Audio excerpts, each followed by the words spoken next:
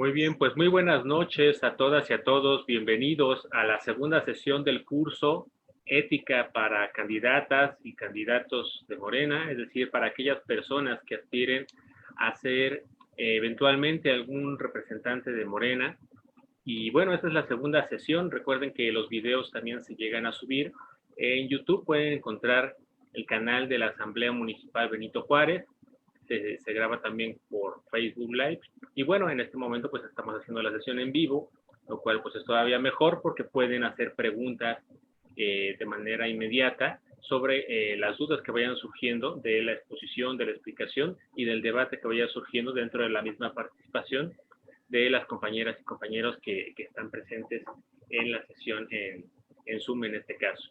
Bueno, pues como vimos la primera sesión, de lo que se trató justamente es que los candidatos o candidatas tuvieran conciencia de la importancia de la ética dentro de Morena, principalmente en tanto rama importante de la filosofía, en tanto nos ayuda para reflexionar los problemas en general de la sociedad, de los temas políticos, pero también y sobre todo, dado los documentos básicos de Morena, donde se hace notar justamente que hay una importancia fundamental ya desde los principios de Morena y en general sobre muchos conceptos que están a lo largo de todos los documentos básicos con contenido moral y con pretensiones éticas. En esta ocasión, bueno, pues vamos a terminar la sesión y la pregunta sería entonces, ¿por qué es importante la formación política en Morena? ¿No? Eso es algo muy importante también que hay que reflexionar sobre todas aquellas personas que quieran ser representantes de Morena para X cargo representativo, político, que ustedes quieran pensar, ¿no? En ese sentido pongo ahí tres documentos, no solamente los que ya vimos que son los documentos básicos, principalmente en los principios de Morena, sino también pongo la pedagogía del oprimido de Paulo Freire, porque es un documento importante, sobre todo que se está pensando como parte teórica, como parte de la metodología que se piensa, al menos desde el Instituto Nacional de Formación Política, dentro de la llamada Escuela Popular. Por otro lado, también agrego uno de los libros, de otros tantos también que se llegan a ver dentro de esta formación, que es Hacia una nueva cartilla ético-política, de la cual también voy a extraer algunos fragmentos que creo que son importantes también, justamente para la conciencia ética a la hora de pensarse como representante de algún cargo político en turno, ¿no? Y bueno, profundizaremos también en los documentos básicos, ya no en los principios, como ya lo vimos la semana pasada, pero sí en algunos fragmentos del estatuto. Entonces, si pasamos a la siguiente, por favor.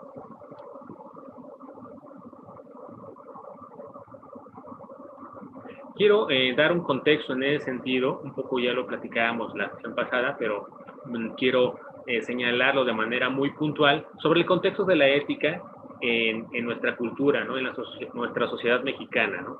El contexto de la ética en la educación institucional y en general en el entorno, ¿no? Un poco para tener claro el punto de partida, el marco de análisis, para a partir de ello reflexionar.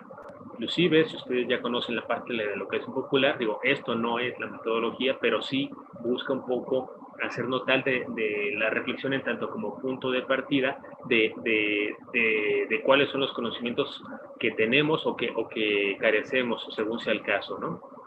Les hago la invitación a reflexionar al menos estos 5 puntos. El primero de ellos es el caso de la educación primaria y secundaria, donde la formación oficial, la formación en contenidos de ética, prácticamente es inexistente, ya sea porque en la primaria pues simplemente no se ve un contenido de ética como tal, a lo más se ve contenidos de civismo, y algo muy parecido sucede en el caso de la secundaria, con la asignatura que también va cambiando de nombre a lo largo pues de las reformas y de los gobiernos en turno que existan, de formación cívica y ética, en el mejor de los casos. Sin embargo, pues también, como lo he mencionado, el problema también existe, no solamente sobre la fragmentación, en el sentido de que quizá una parte del curso sea de ética y otra parte de civismo, sino que pues las personas que normalmente dan estas clases pues no son personas especialistas en el tema, ¿no? No son filósofas, no son filósofos,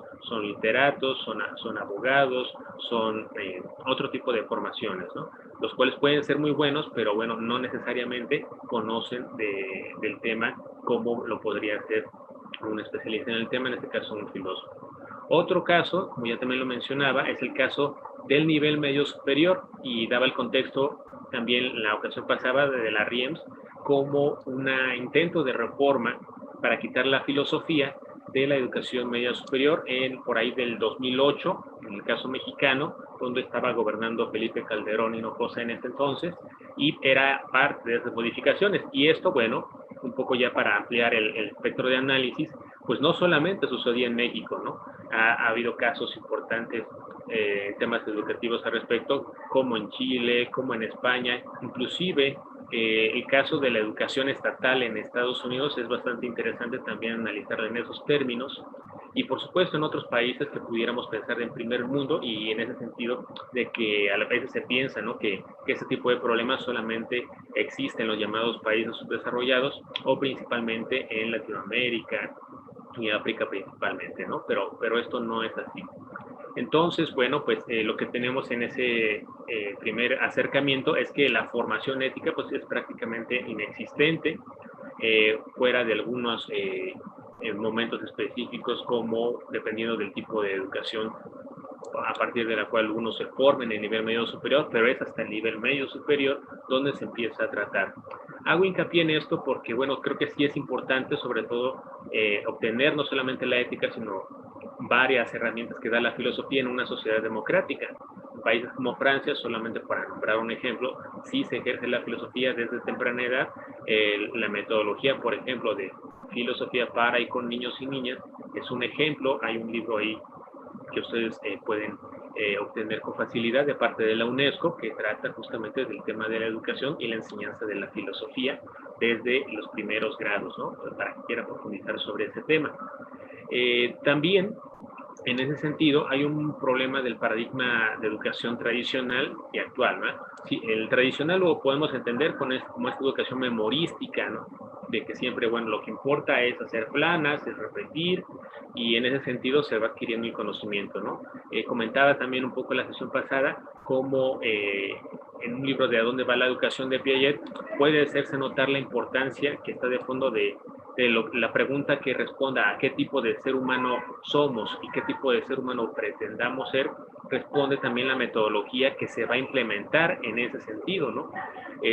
Para ser más precisos, ahí decía Piaget que tanto la moral como la lógica, entendiendo como un razonamiento abstracto, son innatos, ¿no? Que si se entiende así, que estas situaciones son innatas en los seres humanos, pues no hay necesidad de enseñarlas, sino únicamente de usarlas, y lo único que necesitas es información para tener capacidad de abstracción y discernimiento dentro de la información que se te da y convertirla así en conocimiento. O en el caso de la moral, al confundirla como sinónimo de ética, pues se entiende que es algo que ya se tiene en todos los seres humanos y que no necesita formalizarse mediante una enseñanza institucional, o en el mejor de los casos es algo que te enseñan en tu casa, son los valores que te enseñan en tu casa, pero poco más al respecto, ¿no? Entonces, esos elementos pues nos sirven para entender la urgencia de la formación política en temas de ética, dado que primeramente pues los documentos básicos hacen alusión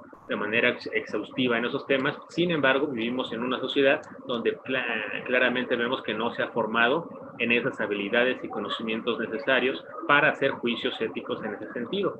Otro punto, y quizá no se tenga tan claro, pero sí es muy importante resaltarlo, pues es el paradigma científico, ¿no? Normalmente se piensa, cuando se estudia de manera institucional, se piensa en la ciencia como el gran criterio normativo para evaluar el conocimiento que uno llega a tener. Sin embargo, este paradigma científico, además de esta separación de sujeto y objeto, pues también considera que todas las valoraciones que se hacen de manera moral, pues son arbitrarias, subjetivas, y que simplemente pues no pueden tener la misma suerte que sí lo que tiene la ciencia, que pretende ser objetiva, ¿no? Entonces, esta idea está muy expandida en todos los sistemas educativos, al menos de manera hegemónica, y entonces se entiende entonces que si la ética o la moral pues es arbitraria o subjetiva y no puede alcanzar la objetividad, pues no tiene ningún sentido debatir sobre ese tipo de temas, ¿no? Entonces yo creo que hay un punto importante a resaltar, lo cual también es falso y bueno, podríamos profundizar al respecto, pero bueno, la idea básica es que en tanto un análisis estricto del lenguaje pudiéramos dar buenas razones para decir que de la misma manera que se puede pretender objetividad en términos de ciencia, en términos del conocimiento científico, lo mismo podemos aspirar en términos de conocimientos morales y conocimientos éticos, por muy a distancia que pueda sonar esa reflexión. Por último, la idea pues de que el sentido común también nos dice, está muy claro en frases como, bueno, cada cabeza es un mundo o todo es relativo, son frases recurrentes que escuchamos, vemos o inclusive usamos en nuestra sociedad para reafirmar esta idea de que no se puede tener consenso, debate, es absurdo plantearse discusiones en ese tipo de temas porque simplemente pues no hay también objetividad, ¿no? Todo depende, todo es relativo y son otro tipo de criterios los que van a ser importantes para la toma de decisiones. Pasamos a la siguiente, por favor.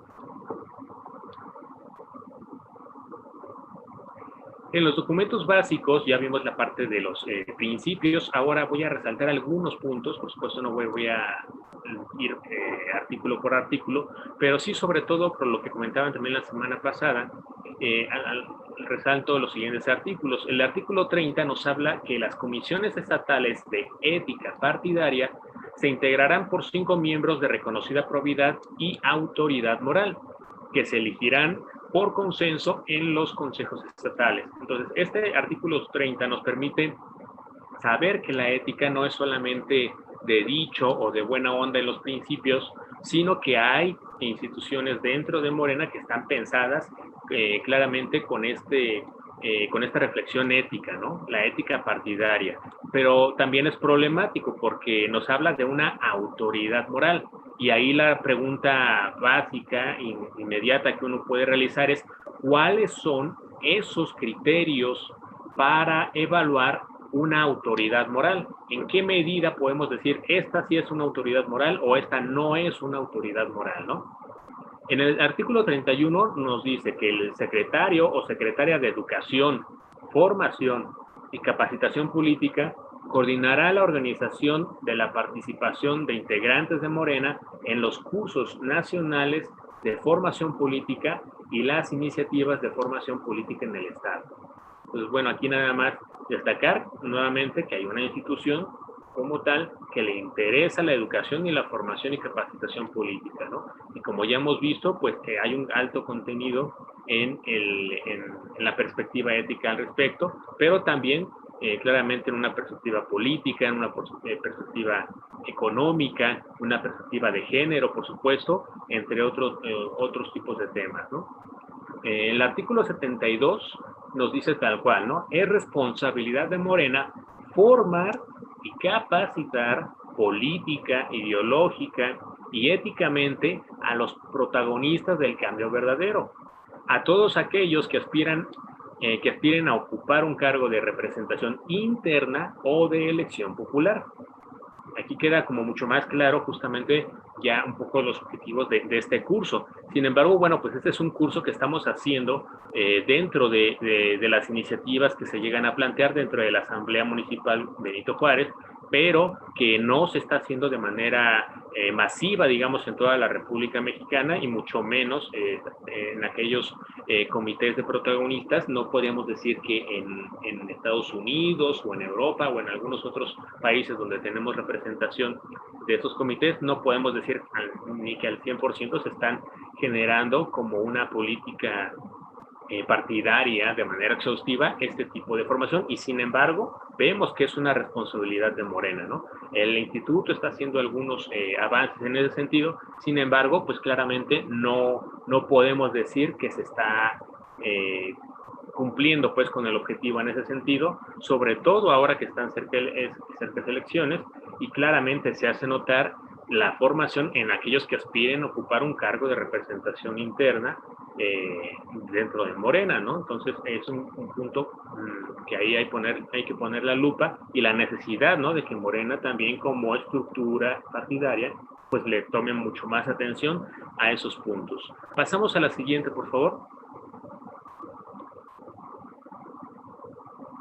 Después les comentaba al inicio que, bueno, les hablaba de Paulo Freire, de la educación del oprimido, para entender un poco la metodología. No voy a ser exhaustivo en ese sentido de explicar en qué consiste toda la metodología, pero al menos sí quiero destacar 10 puntos de lo que yo, de manera sintetizada y tomando también algunos puntos que están en el mismo libro de la pedagogía del oprimido, llamo el manual del opresor. ¿Esto por qué es importante? Porque si queremos hacer una política diferente, pues la práctica política es muy importante, y también en ese sentido debe de evaluarse, ¿no?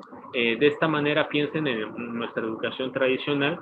Si hablamos de una asignatura, por ejemplo, de ética, pero que ese profesor o esa profesora tiene una metodología tal que es autoritario o autoritaria, pues, y que va en contra de una perspectiva ética, pues diríamos que su metodología es incoherente en ese sentido. Entonces es muy importante poner otra vez la lupa sobre la metodología de esta formación política, cómo funcionan los círculos de estudio, por qué la necesidad de círculos de estudio, qué importancia tiene este tipo de trabajo horizontal dentro de las bases de Morena y en general en todo puesto representativo, como una forma que uno va asimilando para entender cómo debe de hacerse política y cómo no caer justamente en los vicios de la política tradicional. Entonces, sobre todo ese último punto, yo creo que es por eso que es muy importante tener, al menos en sentido negativo, en qué no se debe de caer,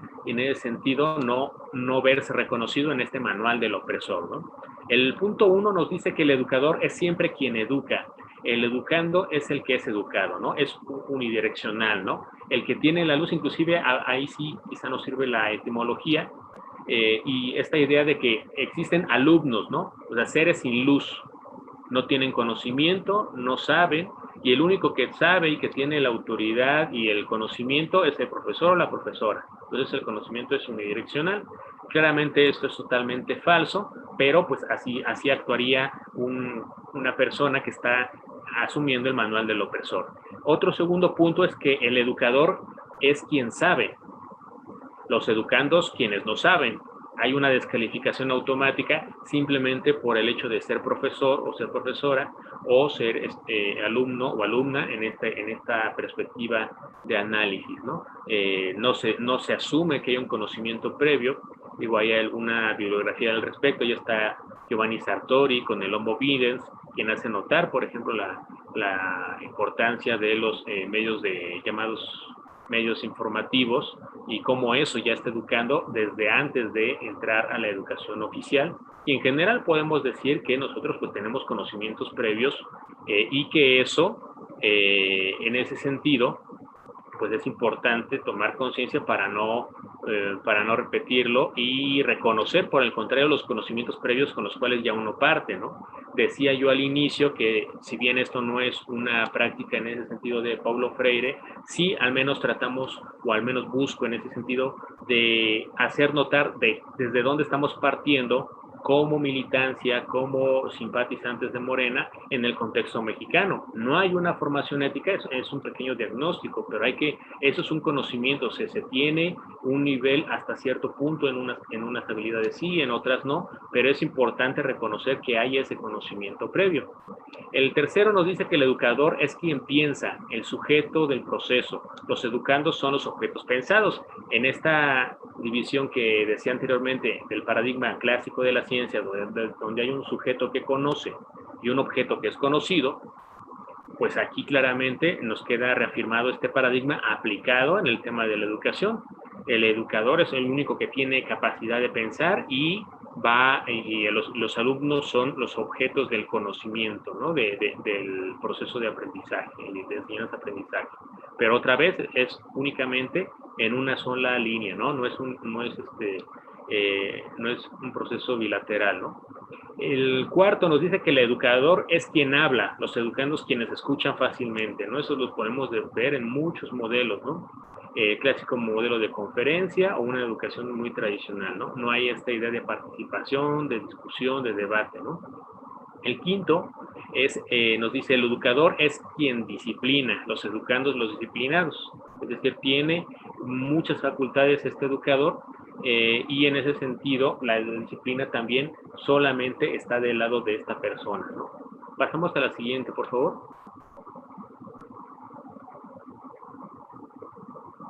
El sexto nos dice, el educador es quien opta y prescribe su opinión. Los educandos, los que prescriben la opción. Otra vez esta idea del lenguaje, de quién tiene la autoridad y la toma de decisiones y esta pasividad que hay en general entre los alumnos. Digo, son estudiantes, pero en este paradigma del opresor son considerados solamente como alumnos, ¿no? El 7 nos dice que el educador es quien actúa, los educandos, los que tienen la ilusión de que actúan. Hay una ilusión, también es importante destacarlo, ¿no? Parece que a veces uno puede, pensándose como alumno, parece ser que uno actúa y tiene una función dentro de la dinámica del salón de clases, pero a veces, si lo analizamos a fondo, nos vamos a dar cuenta que realmente hay una pasividad y en dado caso a lo mejor solamente hay una reacción, pero no una iniciativa, no una propuesta, no una simetría, no un debate en ese sentido a la hora de pensar la educación. El octavo nos dice que el educador es quien escoge el contenido programático, los educandos a quienes jamás escucha y se acomodan a él, ¿no? Esto lo podemos ver en cualquier sistema educativo institucional que ustedes piensen, por muy progresista que quiera pensarse. Lo cierto es que se adapta uno a los programas que ya existen de estudio. Yo quiero estudiar psicología, derecho, ingeniería, medicina, según el programa de estudios que exista en tal institución educativa, yo me voy a adaptar a ese programa. En el mejor de los casos tendré opciones, en tanto que a lo mejor no es el mismo programa de estudios si estudio en la UNAM, en CEU, a que si estudio en alguna FES, o la posibilidad que pueda o no tener de estudiar en otro lugar distinto a la zona que de origen yo estoy radicando, ¿no? El 9 nos dice... el educador indica la autoridad del saber con su autoridad funcional, lo que opone antagónicamente a la libertad se opone antagónicamente a la libertad de los educandos. Son estos quienes deben adaptarse a las determinaciones de aquel. Pues otra vez, siempre el alumno siempre se está pensando de manera reactiva, de manera que se adapta a las condiciones que va a delimitar muy bien el opresor en tanto profesor o profesora de la clase, ¿no? Hay una identidad autoritaria que también se tiende a repetir en ese sentido por parte del alumno o de la alumna, y de ahí que sea muy normal que repita este tipo de patrones y sea muy difícil pues salirse de este entorno. Y eso pensémoslo en la política, ¿no? Si nosotros hacemos un análisis muy simple donde criticamos a los políticos desde la distancia, pero no nos damos cuenta que esos políticos son productos de la misma sociedad que nosotros formamos parte, pues no hacemos un análisis completo. Entonces hay que hacer una crítica y una autocrítica también en ese sentido para saber qué es lo que se tiene que modificar para poder esperar que haya una identidad de una política distinta en el caso concreto de Morena, ¿no? Y por último, el punto 10, finalmente, el educador es el sujeto del proceso y los educandos son los meros objetos, ¿no? Reafirmando este punto de que, bueno, cuando se habla, por ejemplo, de movimientos sociales, normalmente se piensa que es el pueblo, la organización del pueblo, quien es el sujeto transformador, pero en el opresor no. Claramente sí, siempre se puede pensar que hay un líder y es el que lleva a la masa por el camino que mejor crea conveniente, ¿no? Pero claramente allí no hay una escucha, no hay una atención, no hay una discusión, no hay un debate, y eso tiene muchas implicaciones a la hora de pensar la formación política, ¿no? Por eso yo hacía mucho énfasis la sesión pasada en hacer esta distinción entre, claro, por supuesto que ustedes en su momento pueden hacer uso de las habilidades y conocimientos que tienen, en tanto conocedores del derecho, conocedores de la medicina, de la contabilidad, de la especialidad que ustedes hayan estudiado, pero eso no significa necesariamente que haya un conocimiento en la formación política, la cual es una situación distinta que hay que marcarla pues muy claramente para que se haga notar justamente la necesidad también de esta formación. Pasamos a la siguiente, por favor.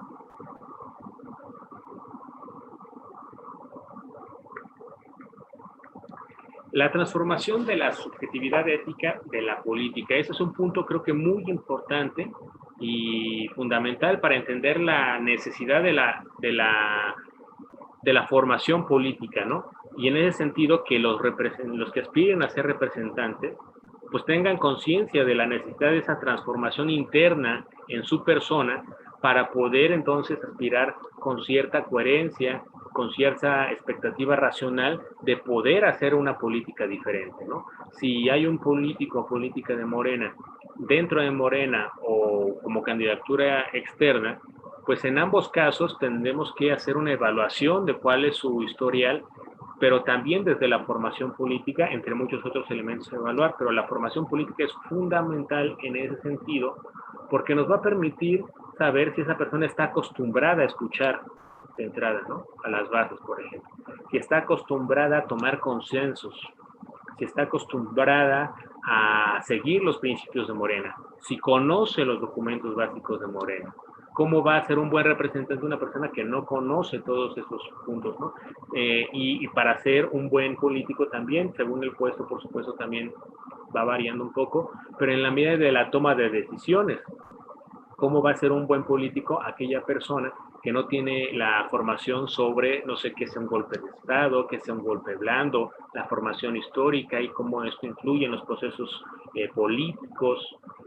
Por ejemplo, recuerdo mucho el discurso que dio Andrés Manuel cuando fue a Estados Unidos recientemente, y un discurso con un gran hincapié en la parte histórica y hizo un uso histórico en su discurso con un uso político también, pero ahí se ve la importancia de la historia, cómo puede ser utilizada a favor ante las desigualdades que puede uno pensar a nivel político y económico, y sin embargo uno puede pensar en sus fortalezas y a partir de ello hacer un contrapeso interesante para pensar cómo hacer política, por ejemplo, con las potencias, grandes potencias del mundo, ¿no? Ahí podríamos pensar un ejemplo, pero ahí la necesidad de una formación histórica, política, económica, de estrategias en general en varios sentidos, ¿no? En ese sentido, bueno, yo voy a hacer hincapié en la parte ética, porque creo que es la parte esencial y la que permite todas esas políticas transformadoras en las diferentes facetas que acabo de enunciar. Y ahí cito justamente estas partes de la cartilla ético-política, donde nos dice el profesor Dussel lo siguiente, ¿no? Dice, se debió igualmente proponer, prestando igual atención a la educación o constitución de una nueva subjetividad de los miembros de la comunidad. Aquí por subjetividad ustedes pueden entender simplemente persona, ¿no? Se trata de nosotros. Normalmente la jerga filosófica, sujeto se refiere a las personas, ¿no? Pero tiene que ver también con este lenguaje que se utiliza en ciencia, de que hay un sujeto que conoce y un objeto que es conocido, pero aquí se hace énfasis justamente en la persona, en el sujeto que conoce, ¿no? En ese sentido podemos entender que es importante centrarse en la formación de estas personas y después agrega, dice, con claridad una transformación del contenido, de las actitudes y de los proyectos de vida personales de la subjetividad. Recuerden la primera sesión al inicio, les hablaba cuál es la importancia de la ética como tal, y en la parte final les decía que, bueno, nos sirve también para darle sentido a nuestra vida, de si queremos ser felices, libres, buscar la justicia, la igualdad o el fin ético que ustedes quieran pensar. Pues aquí claramente se ve reforzada esta idea de cómo los proyectos de vida son muy importantes. Pensemos en estos temas de seguridad, ¿no? ¿Qué pasa con la juventud? Digo yo ahí de un Aquiles descafeinado que prefiere morir a corta edad a costa de tener cierto reconocimiento o cierta repercusión en la sociedad, ¿no? A costa de su propia vida, ¿no?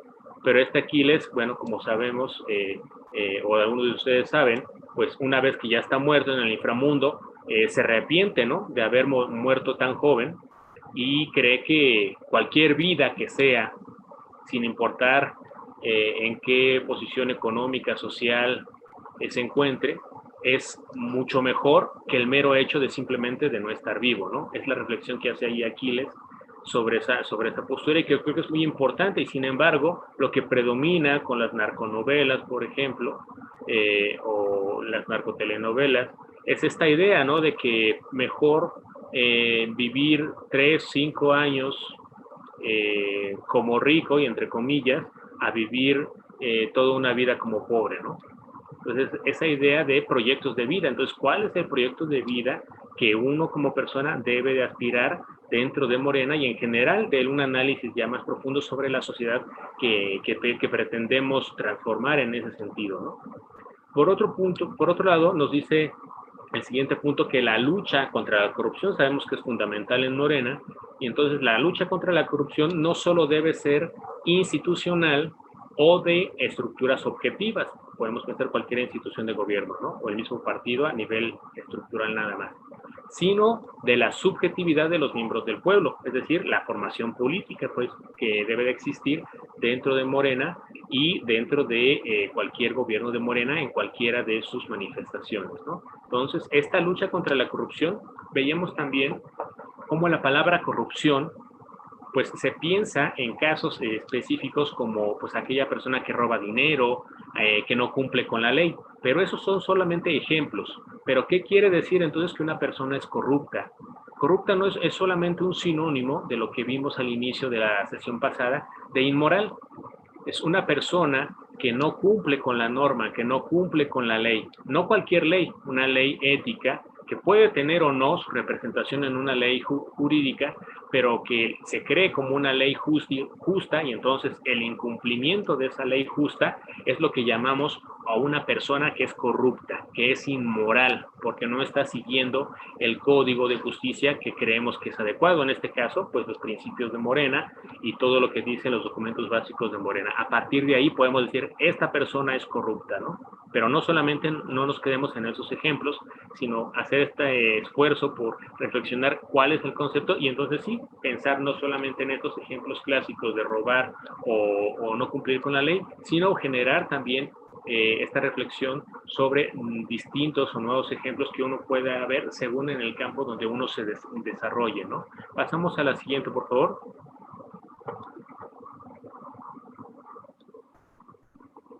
Muy bien, ya para ir cerrando, solamente les hago mención, ha habido muchas modificaciones de los programas de los círculos de estudio que propone el Instituto Nacional de Formación Política, pero solamente voy a nombrar algunos de los temas que llegan a ser como más recurrentes y la necesidad y la vinculación que hay de lo que ya vimos con los mismos documentos básicos de Morena, ¿no?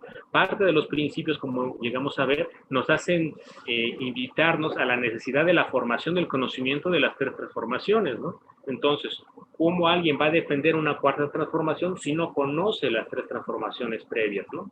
Y además, y es una forma específica de entender la historia, la cual por supuesto que uno puede criticar, pero uno no puede criticar lo que no conoce. Entonces uno está obligado en ese sentido a conocer la historia y los principios de Morena, de cómo surge también como partido en ese sentido, ¿no? Es muy, muy, muy importante también saber, pues, el origen de Morena, y en ese sentido también, en un sentido mucho más amplio, ¿no? Como un partido de izquierda, pero entonces, ¿cuáles han sido los partidos de izquierda? ¿En qué se equivocaron? ¿Qué hicieron bien? ¿Qué hicieron mal? Es una reflexión necesaria, ¿no? ¿Y qué significa ser Morena como un partido en el gobierno y no un gobierno de oposición como lo han sido la mayoría del tiempo el resto de los partidos políticos de izquierda, ¿no? Es una reflexión, yo creo, fundamental que todos deben de tener, ¿no? La reflexión que ya decía sobre los golpes blandos, sobre todo a la hora de pensarse en el gobierno, es una reflexión indiscutible que se debe de tener, no solamente pensar en un golpe de Estado, como qué estrategia de seguridad yo debo de tener como gobierno, qué medidas debo de tomar o qué no debo de tomar, cómo identificarlos, qué papel tiene el sistema judicial, como en el caso de Lula, qué papel tiene los medios de comunicación, y en ese sentido pensar o no la importancia o no de censurar o no los medios de comunicación, hasta qué punto sí, a qué punto no, teniendo casos como los de Venezuela o el caso mismo mexicano en el tiempo de la pandemia, ¿no? Hasta dónde es legítimo, está bien defenderse bajo la libertad de expresión y que un conductor de noticias digan no le hagan caso a Gatell, ¿no? Por dar solamente ejemplos ahí opuestos, ¿no? En ese sentido, pues, decía que hay que conocer las tres transformaciones, los movimientos sociales, ¿no? Morena plantea la necesidad de reflexionar sobre los movimientos sociales. Y en ese sentido, uno tiene que pensar los movimientos sociales como decir qué pasa con los movimientos de educación, ¿no? ¿Qué pasó? ¿Por qué ahora no están, por ejemplo, en la movilización? También ellos hay que hacerles una crítica también en el sentido de que parece ser que ya se quitó la reforma educativa, que se disfrazaba educativa, pero que era una reforma laboral, pero parece ser que era lo que único que les importaba. No había una propuesta de un cambio educativo en ese sentido. En ese sentido, la CENTE está quedando mucho a deber, podemos decir, ¿no? Pero pongamos desde Morena la necesidad de vincularse con instituciones como la CENTE, como algunos sindicatos que sabemos que forman parte de este historial de luchas progresistas y que es importante siempre estar vinculado con esos movimientos sociales. No olvidemos que Morena se dice partido movimiento. Entonces es muy importante no desvincularse de esa reflexión. Otro punto que se plantea siempre en los programas de estudio es decirle esa reflexión, ¿por qué ganamos? ¿No? ¿Cómo tomar conciencia de que somos partido en el gobierno? Pues bueno, o sea, hay que saber cómo ganamos, por qué ganamos, qué es lo que nos hizo ganar. Si no tomamos conciencia de eso, es muy probable que pues, esto sea una cuestión de momentánea, pero que en su momento pues regresemos a una situación donde además podría ser que nos sintiéramos más cómodos, pero que claramente no sería la que quisiéramos tener, que es la de ser un partido de oposición. Entonces tenemos que tener muy bien claro, para dejar de ser un partido de oposición, aunque estemos en el gobierno, pues reflexionar por qué ganamos y qué se tiene que hacer como partido en el gobierno, ¿no? Y en ese sentido, esta reflexión de también el partido que queremos, ¿no? ¿Qué queremos como partido? ¿Cuál es la función que debe de tener el partido de Morena, a diferencia de otros partidos, no solamente del PRI o del PAN o de la derecha en general, sino también de la historial de la izquierda mexicana? ¿Qué se ha hecho bien y qué no se ha hecho bien? ¿Qué conviene replicar y qué cosas no hay que repetir de los partidos de izquierda del pasado? Y no solamente en México, sino también en el mundo, y también ampliar la perspectiva de análisis en ese sentido. Y por supuesto, los programas de estudios que promueve el Instituto Nacional de Formación Política, pues bueno, plantea estos temas que tiene coherencia un poco con los documentos básicos, pero también que son a modo de sugerencia. Siempre está planteado esa idea, ¿no? Son una sugerencia porque se cree de manera muy clara que dependiendo de la zona geográfica, cultural que se encuentre, del grupo inclusive que los integre, pues van a haber intereses, inquietudes particulares que deben de ser tomados en cuenta, y en ese sentido los intereses deben de ser tomados en cuenta de todos, objetivos muy claros para que entonces la praxis política en ese sentido pueda darse de manera natural y no de manera forzada. Y en ese sentido siempre es importante plantear iniciativas de cada uno de los mismos círculos que estén integrando para que planteen sus mismas problemáticas, es decir, qué problemas son los propios de Benito Juárez, cuáles son los de Tláhuac, cuáles son los de Iztapalapa, qué pasa en Guadalajara, qué pasa en Sonora, qué pasa en Baja California, qué pasa en Chiapas, en Veracruz. Son particularidades que deben de ser tomadas en cuenta, pero a partir de esta reflexión inicial, de partir del contexto para reflexionar teóricamente, estructurar esos intereses, plantear objetivos claros, un temario, y entonces en la aplicación de esta metodología circular de escuchar y ser escuchado, pues va a generar una práctica política que va a ser mucho más fácil que personas que salgan de esta forma de hacer política estén acostumbrados a hacer política, por ejemplo, ya en el Congreso, por dar solamente un ejemplo, porque están acostumbrados de manera natural a consultar a sus bases, están acostumbrados a tomar en cuenta el punto de vista de los demás a la hora de tomar una iniciativa. Están acostumbrados inclusive, aunque no estén presentes, a que uno haga el ejercicio mental de pensar en lo que voy a decir al final de todos los implicados, ¿no? Pasamos a la siguiente, por favor.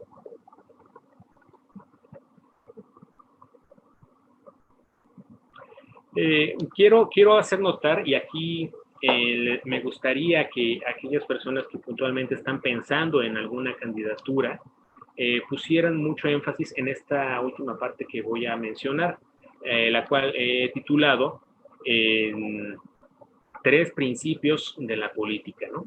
Esos tres principios no son otra cosa que los mismos principios que plantea Dussel en diferentes tipos de escritos que algunos ya ustedes conocen. He mencionado la cartilla, pero también están las tesis de política, las tesis de economía política, y quien quiera profundizar de manera más teórica, pues está su ética de la liberación, su política de la liberación, y bueno, todas estas debates ya con mayor profundidad.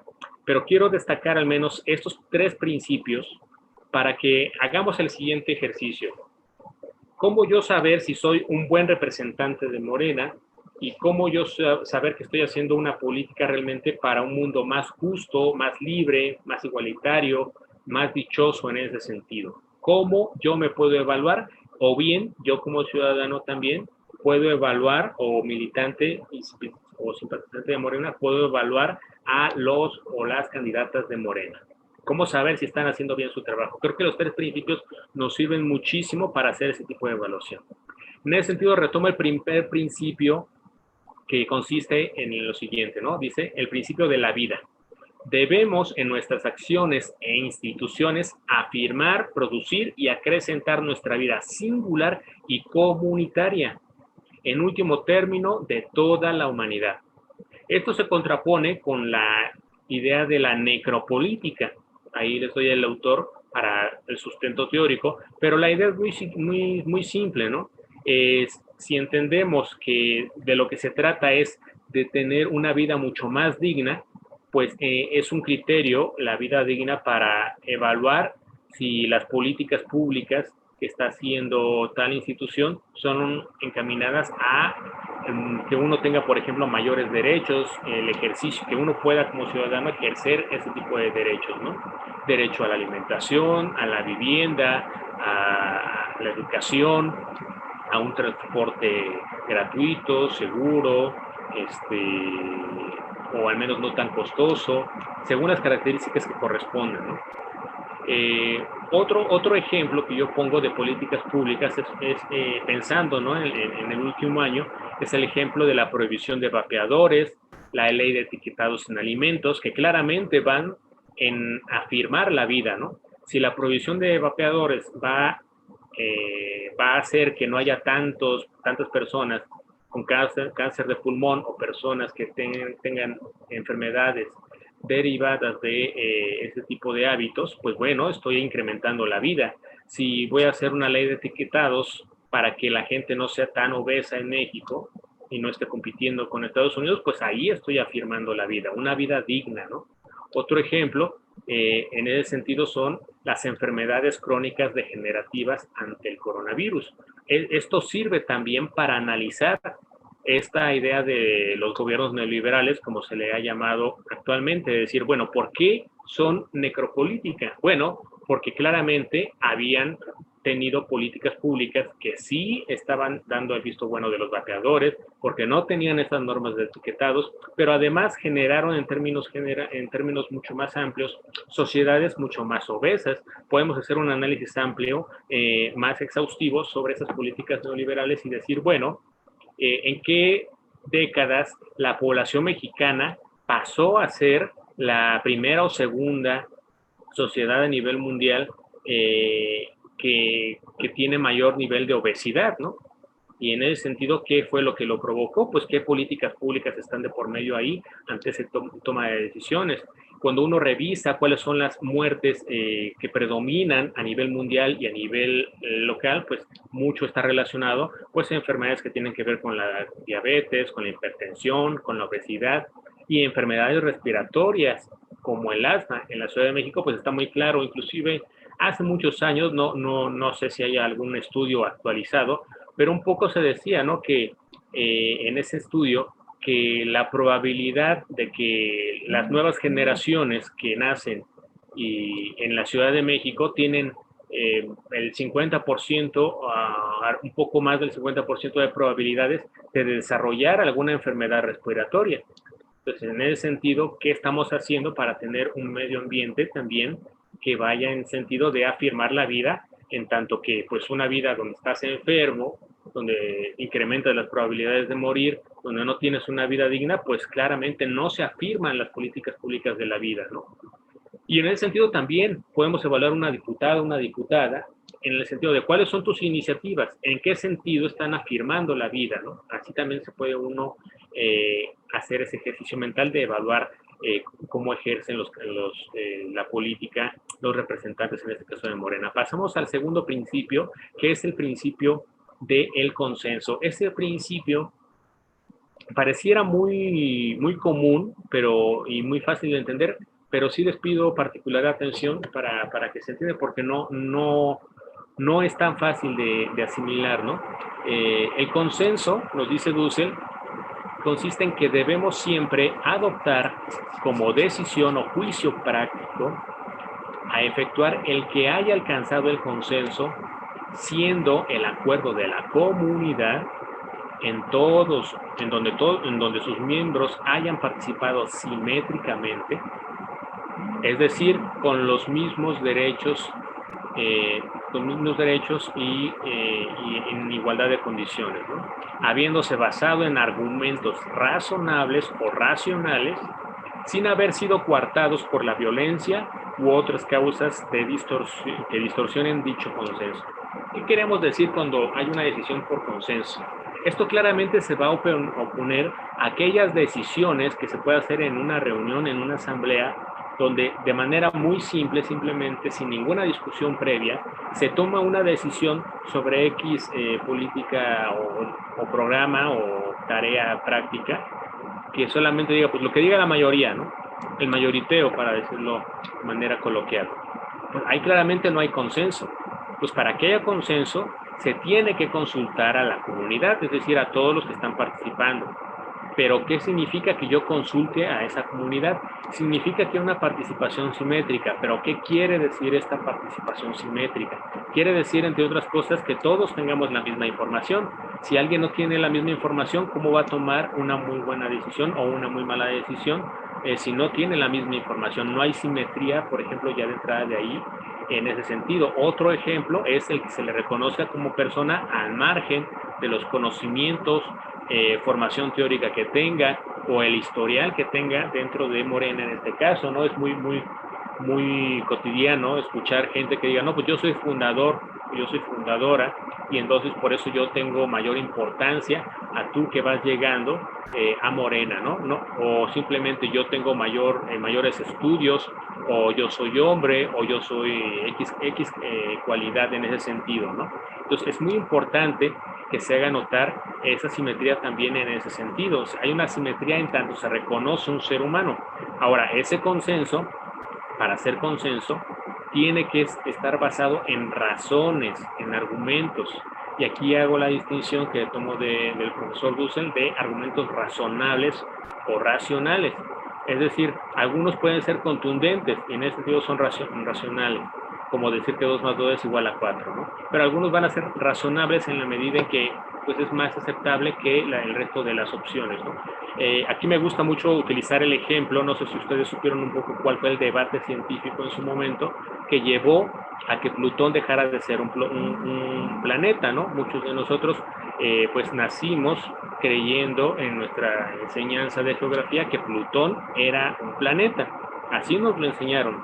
Pero ¿qué pasó? Que dentro del debate científico se planteó la posibilidad de que hubiera un nuevo planeta que se iba a llamar China, ¿no? Pero en este debate se llegó a la reflexión de que si aceptábamos las condiciones de China para ser aceptadas como un planeta, dado que tenía condiciones muy parecidas a las de Plutón, tendríamos que aceptar como 20 planetas más, ¿no?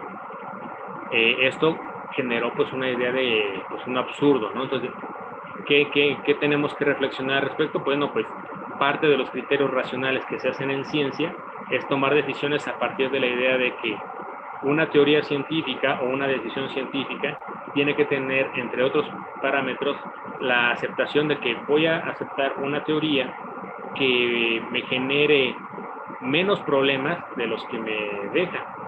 Si yo tengo una teoría que me genera más problemas que las que ya tengo, pues no tendría ningún sentido elegir a esta, ¿no? Entonces, lo racional en ese sentido fue, bueno, pues aceptamos 20 planetas o quitamos uno.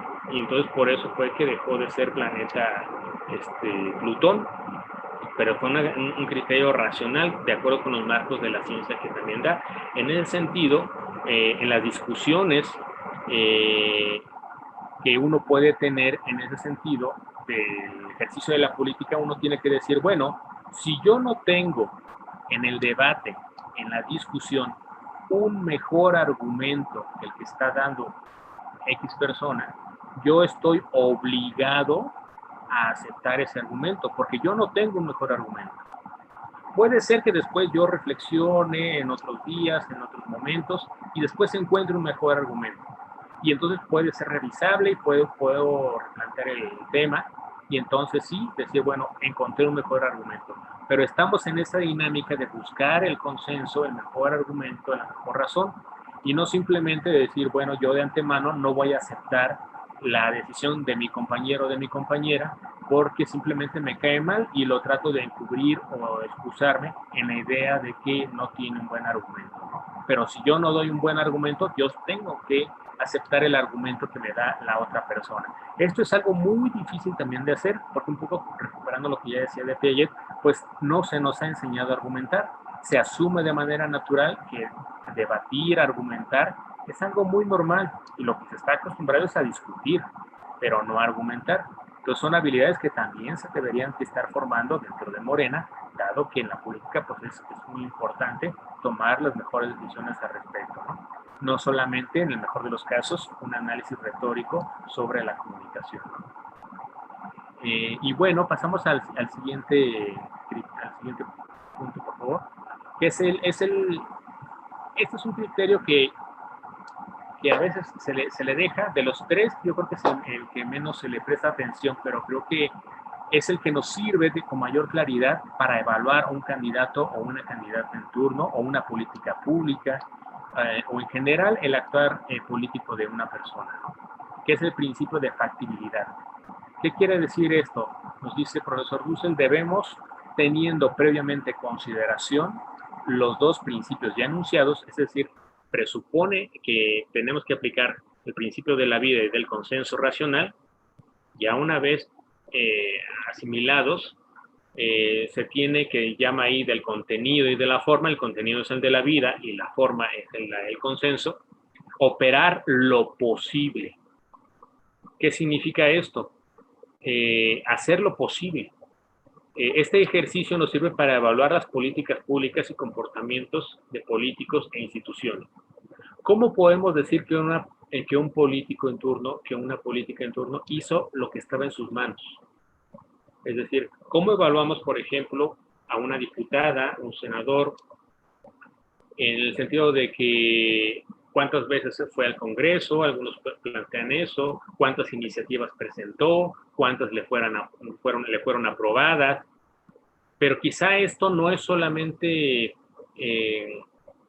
exhaustivo, ¿no? Sino es necesario también evaluar las condiciones políticas, económicas, políticas, en las cuales se toman esas decisiones. Si yo estoy en medio de una crisis o no, si estoy simulando decisiones, si yo estoy ganando un beneficio de alguna modificación de algún artículo, pero a su vez yo estoy aprobando a cambio 3 artículos que van a perjudicar al resto de la población. Entonces, ¿dónde está realmente el beneficio de fondo dentro de esas políticas públicas, ¿no? O bien esta idea de las leyes, ¿no? Que se han modificado recientemente sobre el aumento de el salario mínimo, sobre la ley de la reforma que hizo, creo que el artículo 4, para que ya no sea solamente un programa social, la ayuda a las personas de tercera edad, sino que sea ya una ley. Y así podemos evaluar también los mismos programas sociales, podemos evaluar las iniciativas, decía ya, de los que estén en el Congreso, y también un gobierno en turno, ¿no? En esta idea de decir, algunos plantean o critican a Andrés Manuel desde la misma izquierda, en tanto que es un gobierno, lo llaman reformista, en la medida en que no hace una crítica de fondo del sistema económico. Pero yo preguntaría, ¿existen las condiciones factibles para operar lo posible de un cambio de modelo económico? ¿O eso pudo haber sido factible en un contexto de los 70s, 80s, donde estaba la Guerra Fría, pero ahora quizá lo factible, lo posible, solamente es la idea de separar el poder político del poder económico? Que quizá eso sí es factible, es posible, y podemos aspirar en un camino más lejano a quizá la transformación de un modelo económico, pero no dentro de lo factible que tenemos en lo inmediato al día de hoy. Pasamos a la siguiente. La ética política, ¿no? Y aquí me gusta retomar algunos ejemplos de la vida cotidiana, de algunas expresiones que han tenido algunas personas dentro de las figuras de la política en Morena. Aquí hago la hincapié justamente sobre la idea de corrupción. La corrupción originaria es el fetichismo del poder, que consiste en atribuir la fuente o sede del poder en su persona o la institución donde se desempeña por X función. Es muy común entender que se entiende el poder como algo, ¿no? Como un objeto, ¿no? En esta idea, otra vez, de la ciencia, vean cómo todas estas implicaciones que tiene, se piensa que el poder es una cosa, es un objeto, y entonces está en algún lugar, ¿no? Es el palacio municipal, y es ahí donde está el poder. O el poder está en mí, encarnado en mi persona, yo soy el poder, ¿no? Entonces, esa búsqueda de materializar el poder en un objeto es una idea ya fetichizada, ¿no? En la medida en que se entiende que el poder emana de la comunidad política, entonces podemos ser más conscientes de cómo se entiende y se aplica el poder, y en esa medida podemos entender que es corrupto aquel que piense que el poder no emana de la comunidad política, ¿no? Y también quiero hacer énfasis, porque solamente se hace énfasis a veces solamente de los gobernantes, ¿no? Ellos son los que son los fetichistas, pero no. También el pueblo se plantea como fetichista. Yo me gusta plantear el ejemplo dentro del mismo Morena, en el sentido de que, claro, la izquierda mexicana está acostumbrada a criticar como oposición al gobernante en turno, al dirigente, ¿no? Pero hay que hacer una autocrítica también desde las bases. Si las bases también están esperando que el presidente arregle todo, esta crítica al presidencialismo mexicano que tanto se hace, de que alguien, o esta idea mesiánica de que alguien te venga a resolver tus problemas, pues ya de entrada el pueblo tiene una actitud fetichista también. Entonces, en ese sentido hay una complicidad. En tanto el pueblo es consciente de que el poder emana de la comunidad política, pues es consciente de su capacidad transformadora y sabe que su tarea fundamental es la organización para poder tener buenos representantes y, en el peor de los casos, tener un contrapeso político ante aquellos que quieren hacer esta política tradicional de la toma de decisiones en las cúpulas, en las dirigencias únicamente, ¿no? Pero entonces hay que hacer también esta crítica de este doble fetichismo en el pueblo y en el gobernante. Y me gusta usar también estos ejemplos, porque dentro de las campañas que se llegaron a usar, una de ellas era decir Citlali me representa. Esta idea de decir me representa, ¿qué significa entonces que te representa? Bueno, pues tiene que ver con la idea de que a lo mejor el programa que tenga tal persona es un programa con el que coincide, pero debe ser mucho más que eso. Es decir, representa a esa comunidad política de la cual emana el poder. En ese sentido podemos decir que nos representa en el sentido de que es una política que está acostumbrada a escuchar, a debatir, a tomar en cuenta las decisiones o iniciativas de X bases de Morena. Bueno, entonces puede ser que en la suma de todas esas reflexiones podemos darle contenido a la frase Citlali me representa, por dar un ejemplo, ¿no?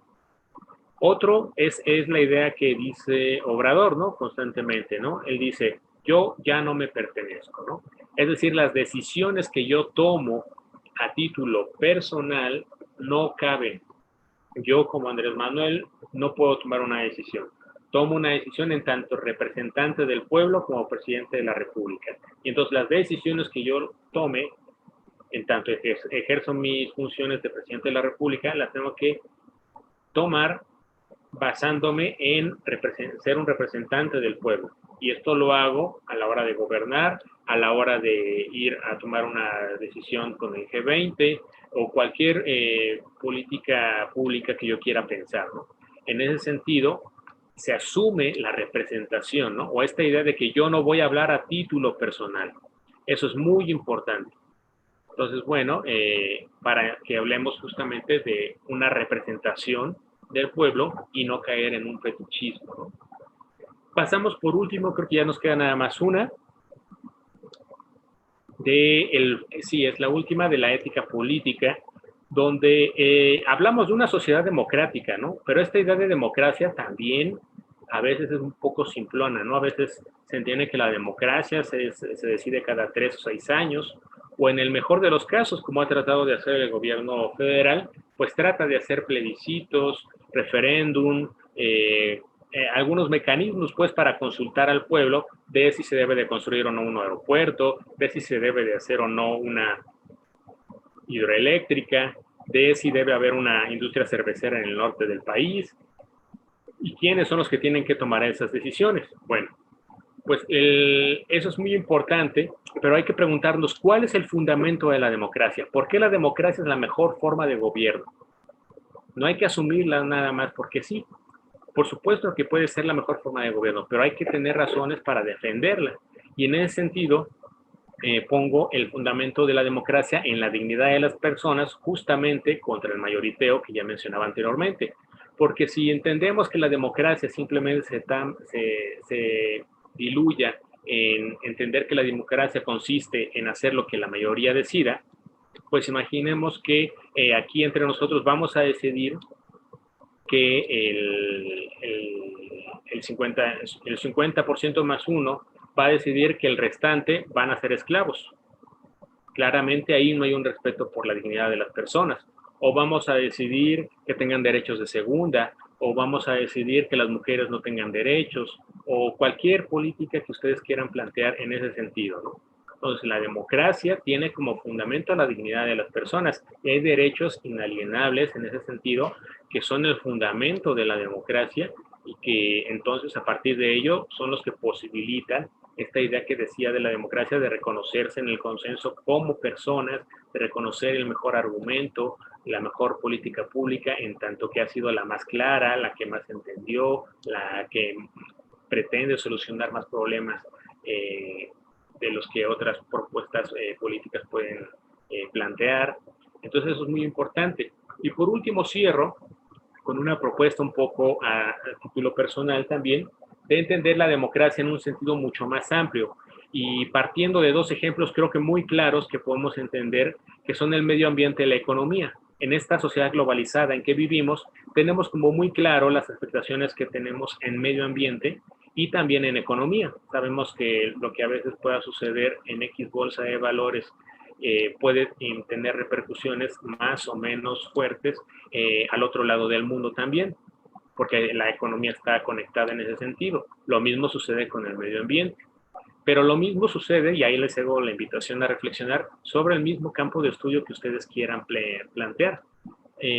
Solo que en esta ocasión voy a hacer el hincapié en la medida en que las tomas de decisiones políticas deben de ser pensando en todos los implicados. Es decir, yo no voy a tomar una decisión como político, diputado o diputada en tanto mi persona, ya veíamos ahí por lo del fetichismo del poder, no por mi persona, pero tampoco por mi grupo, porque yo puedo tener un grupo en Morena y entonces solamente defiendo lo que diga mi grupo y ni siquiera voy a escuchar de fondo, en el sentido estricto ético, lo que diga el otro grupo.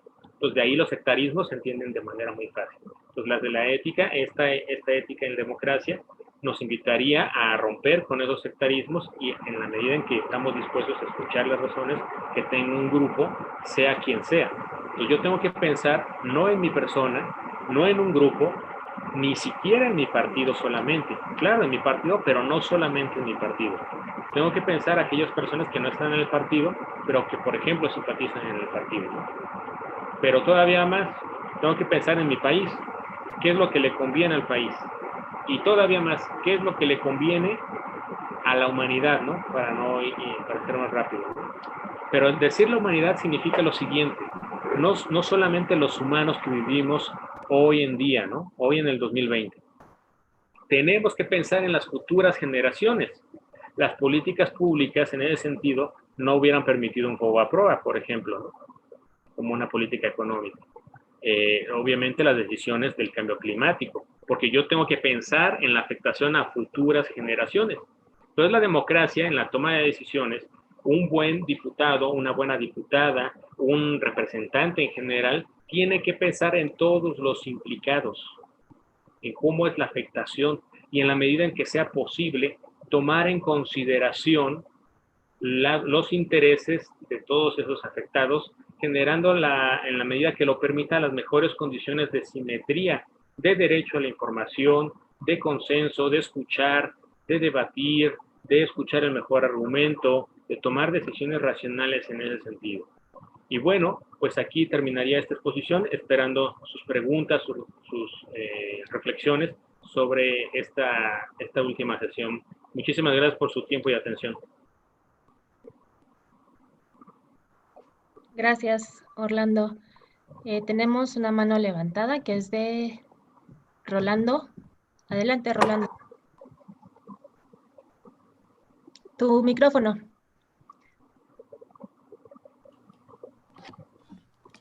Listo. Pues de antemano, pues agradecerte por el curso que nos has impartido. Me pareció muy interesante. Y quisiera hacer dos preguntas. Hablando de esta parte de la corrupción, que es uno de los principales actos que se cuestionan a los servidores públicos. La pregunta sería respecto a esto. ¿Tú crees que la causa principal de la corrupción podría ser la ignorancia moral? Esa es una. Y la segunda pregunta,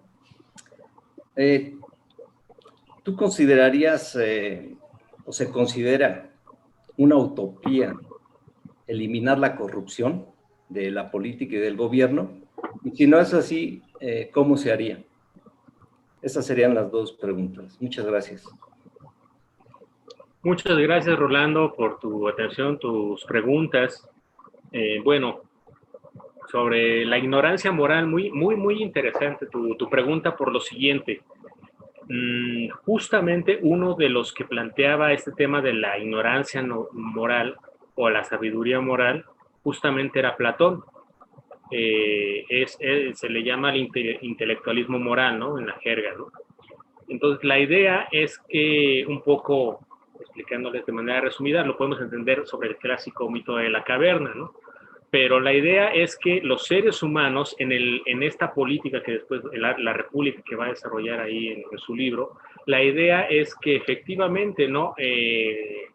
Hay un desarrollo de las habilidades y conocimientos de los ciudadanos griegos en ese entonces, y según sus cualidades va ocupando un lugar dentro de la polis. Y el filósofo rey no es otra cosa que aquella persona que tiene el conocimiento de la idea de bien y de justicia, ¿no? Que conoce las ideas, las cosas tal cual y como son, y no vive engañado a partir de los sentidos. Esta idea, bueno, pues es interesante, pero me parece que no es sostenible en la actualidad. Voy a dar dos ejemplos claros al respecto, ¿no? Si alguien se quiere escudar en esta idea de, pues es que yo no sabía y por eso actué de tal forma, el sistema jurídico, no solo el mexicano, sino creo que, no sé si todos, pero yo creo que la mayoría, plantean su constitución al margen de que el ciudadano conozca o la ciudadana conozca o no su ley. La obligación es del ciudadano de conocer su ley y tiene el derecho, pero también es su obligación. Si lo hace o no es otra cosa. La ley igualmente se le tiene que aplicar, ¿no? Es un ejemplo ahí muy claro y muy concreto de cómo se plantea esta situación. Pero además es muy delicado asumir justamente una ignorancia moral, porque entonces la responsabilidad dónde queda. ¿Cómo podemos decir que alguien merece X pena o X sanción si alguien se dice, no, pues es que yo no sabía? Es un camino muy fácil para evadir la responsabilidad política, económica, en el ámbito que ustedes quieran plantear, ¿no? Entonces, en ese sentido, la ignorancia moral, por supuesto que puede existir en un sentido de que, como vimos en la sesión pasada, quizá hay una ignorancia moral de una moral específica, pero en términos absolutos no puede haber una ignorancia moral, dado que todos los seres humanos somos morales y todos los seres humanos estamos vinculados de maneras a veces contradictorias en muchos códigos morales. Los códigos morales de nuestra familia, de nuestro trabajo, de nuestros vecinos, de la Constitución, etcétera, etcétera, etcétera, ¿no? De la religión, X posicionamiento, ¿no? Político también. Y entonces no somos ajenos a la moral. Podemos ignorar algunas morales, pero no de manera absoluta, ¿no? Entonces, en ese sentido, pues no hablaríamos como la ignorancia moral como una causal para decir, bueno, esta persona está justificada de que no existe una sanción porque no sabía, ¿no? No podemos decirlo así de manera fuerte y categórica. Sobre si es una utopía o no, bueno, recordemos que el concepto de utopía es mal usado y normalmente se entiende como un sueño irrealizable, ¿no? Y pues no, la utopía, así como en general la idea del idealismo, no es una idea de un mundo allá bonito donde todo es justo y perfecto, no, sino es un marco normativo que nos permite orientarnos sobre cuál es la mejor forma de actuar. Entonces la utopía podemos entenderla también así, como una luz en el camino que nos va a marcar hacia dónde ver con claridad, ¿no? Sobre el camino que andamos.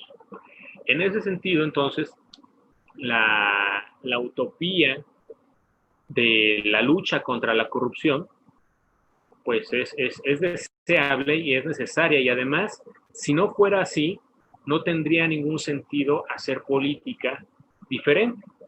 No tendría ningún sentido pensar una política que tacháramos a otras personas de corruptos, dado que si asumimos que todos somos corruptos o no es posible esperar una sociedad que no lo sea, pues no sería absurdo plantear una alternativa, ¿no? Simplemente lo que tendría yo que plantearme es cómo me adapto al sistema, ¿no? Porque pues todos somos corruptos. De fondo está esta idea, desde la teoría política, la ciencia política, la misma filosofía, el derecho, el fundamento de que todos los seres humanos somos egoístas. Eso es lo que está de fondo. Claramente podemos pensar que sí existen actos y algunas personas egoístas, pero no podemos demostrar de manera absoluta que los seres humanos somos egoístas. Y al menos en un sentido negativo, mientras no se demuestre que todos los seres humanos somos egoístas, pues cabe de manera racional, de manera argumentable, sostener la idea de que podemos luchar contra la corrupción porque también existe la posibilidad de que los seres humanos podemos actuar de manera justa. Y de manera un poco más aterrizada, con ejemplos concretos, podemos ver en la humanidad sociedades que son más o menos corruptas y podemos pensar en ese sentido en aspirar a sociedades más justas. O inclusive en nuestra misma sociedad, históricamente, no vamos a decir que siempre hemos tenido los mismos niveles de corrupción. Eso quiere decir que hay un cambio en la conducta, en las actitudes de las mexicanas y mexicanos y que esto es cambiante. Entonces, es parte de la argumentación que podríamos dar al respecto. Muchas gracias, Rolando. A ti, gracias. Gracias. Le damos la palabra ahora al compañero Carlos González, por favor. Adelante, Carlos. Gracias. Saludos desde Mexicali. Felicitaciones por la exposición. No estuve en la sesión anterior, sin embargo, escuché y vi la grabación, me pareció muy buena. Y pues aquí estamos tratando, definitivamente el tema de la ética es columna vertebral de la política, ¿no? No podemos hablar de política si no hay una ética. Y creo que en ese sentido de revisar los 3 principios que sustenta ahí el doctor Dussel, pues es una manera como yo le encontré sentido a toda la ética que estudié en preparatoria y que estuvimos viendo y que no le llevaba pie con bola, ¿verdad? Nada más escuchaba a personas mayores diciendo, ya no hay valores, otros decían los valores cambian, y que hay antivalores y una serie de cuestiones que no les encontraba un sentido hasta que lo vi de la manera como que los valores son medios para llegar a los fines, ¿verdad? Que son los principios. O sea, hay cuestiones que son válidas, la preservación de la vida, la voluntad de las mayorías por medio del consenso y lo factible. Yo creo que esos no tienen ubicación histórica o geográfica específica, o sea, son válidas para cualquier comunidad, ¿verdad? Salvo algunos casos patológicos, tal vez de sociedades suicidas o alguna situación, ¿no? Entonces creo que por ahí vamos bien. Ahí en la parte ética, yo es lo que propongo. Muchas veces vemos ahí lo que muy fácil, la paja en el ojo ajeno, ¿no? Y no la viga en el propio. Y cuando hablamos de ética, volteamos siempre hacia los personajes, ¿verdad? Que Jacob hizo esto, que Cuellar aquello, que etcétera, que ahora Mario, ¿verdad? Y los juzgamos, pero yo creo que también necesitamos voltear hacia nosotros mismos y ver realmente que a veces no todo es no robar, no traicionar y no mentir. O sea, los 10 principios pues, nos dan otras cuestiones, como el principio 1, ¿no? Una nueva forma de hacer la función pública, entenderlo realmente y no andar con, por ejemplo, con caudillismos, ¿verdad? Que va a ser fulanito el candidato, que no va a ser. Pues no, el principio 1 nos dice que ya basta de esa forma de hacer política, como lo hacía el PRI. Sin embargo, hay militantes pues que dicen yo apoyo a tal o cual persona. Ahí deberíamos vernos nosotros que realmente estamos en contra de lo que... Y no necesitamos ir a buscar a los personajes, está en nosotros mismos, ¿verdad? O cuando un compañero ya a nivel dirigente expresa una opinión, cuando él es un representante y no especifica que es a título personal, ¿verdad? Cosas tan sencillas como, por ejemplo, quien se apodera del micrófono en una asamblea sabiendo que hay muchas personas queriendo hablar y que hay un límite de tiempo, ¿verdad? De 2 o 3 minutos y no suelta el micrófono y digo, concluyo y nunca concluye. Pues es una forma de robar el tiempo de los demás. Hay pequeños detalles que podríamos estar viendo y observándonos y desarrollar una tolerancia, una aceptación a la crítica, dar y recibir. Oiga, compañero, eso que usted hace, que no me parece correcto por esto y por esto, como la ve, y estar dispuestos a aprender y entonces generar ese tipo de ambiente que promueva una conducta ética, ¿verdad? Y no nada más buscarlo en otras partes, ¿verdad? Son muchos pequeños detalles. Hasta cuando uno se toma una foto con un equipo de trabajo que hizo una labor social, cuando uno no estuvo en esa labor social, pero va y se toma la foto, ¿verdad? Eso es deshonesto. Hay pequeños detalles que en la militancia pues incurrimos en esos hechos que no son adecuados. Y es cuanto para no abusar del tiempo. Gracias. Sí, muchas gracias por tus ejercicios. Ahorita, justamente, un poco retomando lo que decía Rolando antes de completar esta reflexión, justamente quería, sobre la utopía y la lucha contra la corrupción, solamente quería agregar el punto que tiene que ver con la demagogia, justamente, de decir, bueno, vamos a luchar contra la corrupción, la lucha para hacer la cuarta transformación, pero eso también se puede evaluar, es decir, ¿qué se está haciendo para formar éticamente a las personas? ¿Qué política educativa? Tenemos un gobierno que se dice contra el neoliberalismo, pero tenemos un secretario de Educación neoliberal en ese sentido. ¿Cuál es la política educativa distinta que se está realizando? ¿En qué sentido podemos decir que realmente se está luchando para la revolución de las conciencias desde ese enfoque? ¿En qué sentido, por ejemplo, en Oaxaca, en Guerrero, la CENTE está haciendo la propuesta de un modelo educativo alterno? Yo no los veo haciendo un programa en ese sentido. Entonces, para hablar de que esa utopía pueda realizarse, pues tiene que haber conductas que vayan en ese camino, políticas públicas, iniciativas, programas de una reforma educativa que plantee la ética como parte central, que la ética sea parte formativa y fundamental en todo Morena, en todas las instancias. Si esto no se dice, no se hace y solamente se queda en puro discurso, pues claramente hablamos una demagogia en ese sentido de la enseñanza de la ética, ¿no? Y bueno, esta idea de los principios que nos dices, de no robar, no traicionar y no mentir, pues bueno, son unos ejemplos muy claros, ¿no? Pero vamos a ver por qué son importantes esos principios, ¿no? No robar. ¿Por qué robar es malo? Solamente porque lo dice el presidente, porque lo dice la Constitución, o porque lo dice la religión en su momento. ¿Por qué robar es malo? Planteamos el ejercicio de los principios de la vida. En parte, la crítica fuerte que podemos hacer al sistema capitalista es porque roba la vida, porque extrae la vida del trabajador, la riqueza del trabajador. Hay un robo de la vida, de la riqueza, ¿no? Y del tiempo.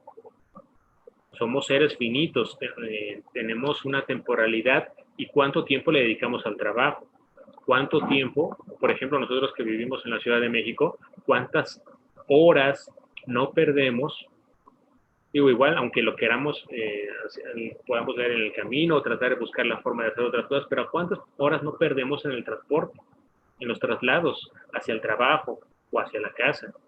Ese tiempo hace valorar también las políticas públicas que deben de ser transformadas en tanto que no afirman la vida. Son políticas de necropolítica.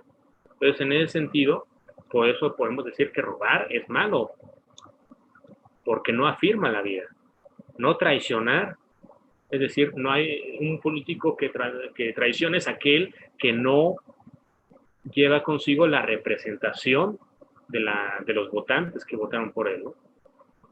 No hay, en ese sentido, hay una traición, porque no está representando el poder popular. Y eso, pues, eso es malo, ¿no? Mentir, quizás sea el más fácil de entender. Imaginemos una sociedad donde estuviera legitimado el derecho a mentir. ¿Quién le creería a lo que cualquier cosa a otra persona? Nadie. Porque si yo ya sé de antemano que alguien me va a mentir, pues ¿para qué le escucho, no? Inclusive hasta puede ser dañino hacia mi persona, ¿no? La comunicación no existe. La confianza, mucho menos. Entonces, la prohibición sobre mentir posibilita la comunicación, el debate, la discusión, todo esto que veíamos como parte importante del principio del consenso, ¿no? También lo veíamos ahí. Entonces, pues creo que esos puntos son importantes a destacar. Muchas gracias. Gracias, Orlando. Tiene la palabra Misael, por favor. Adelante, Misael. Sí, hola.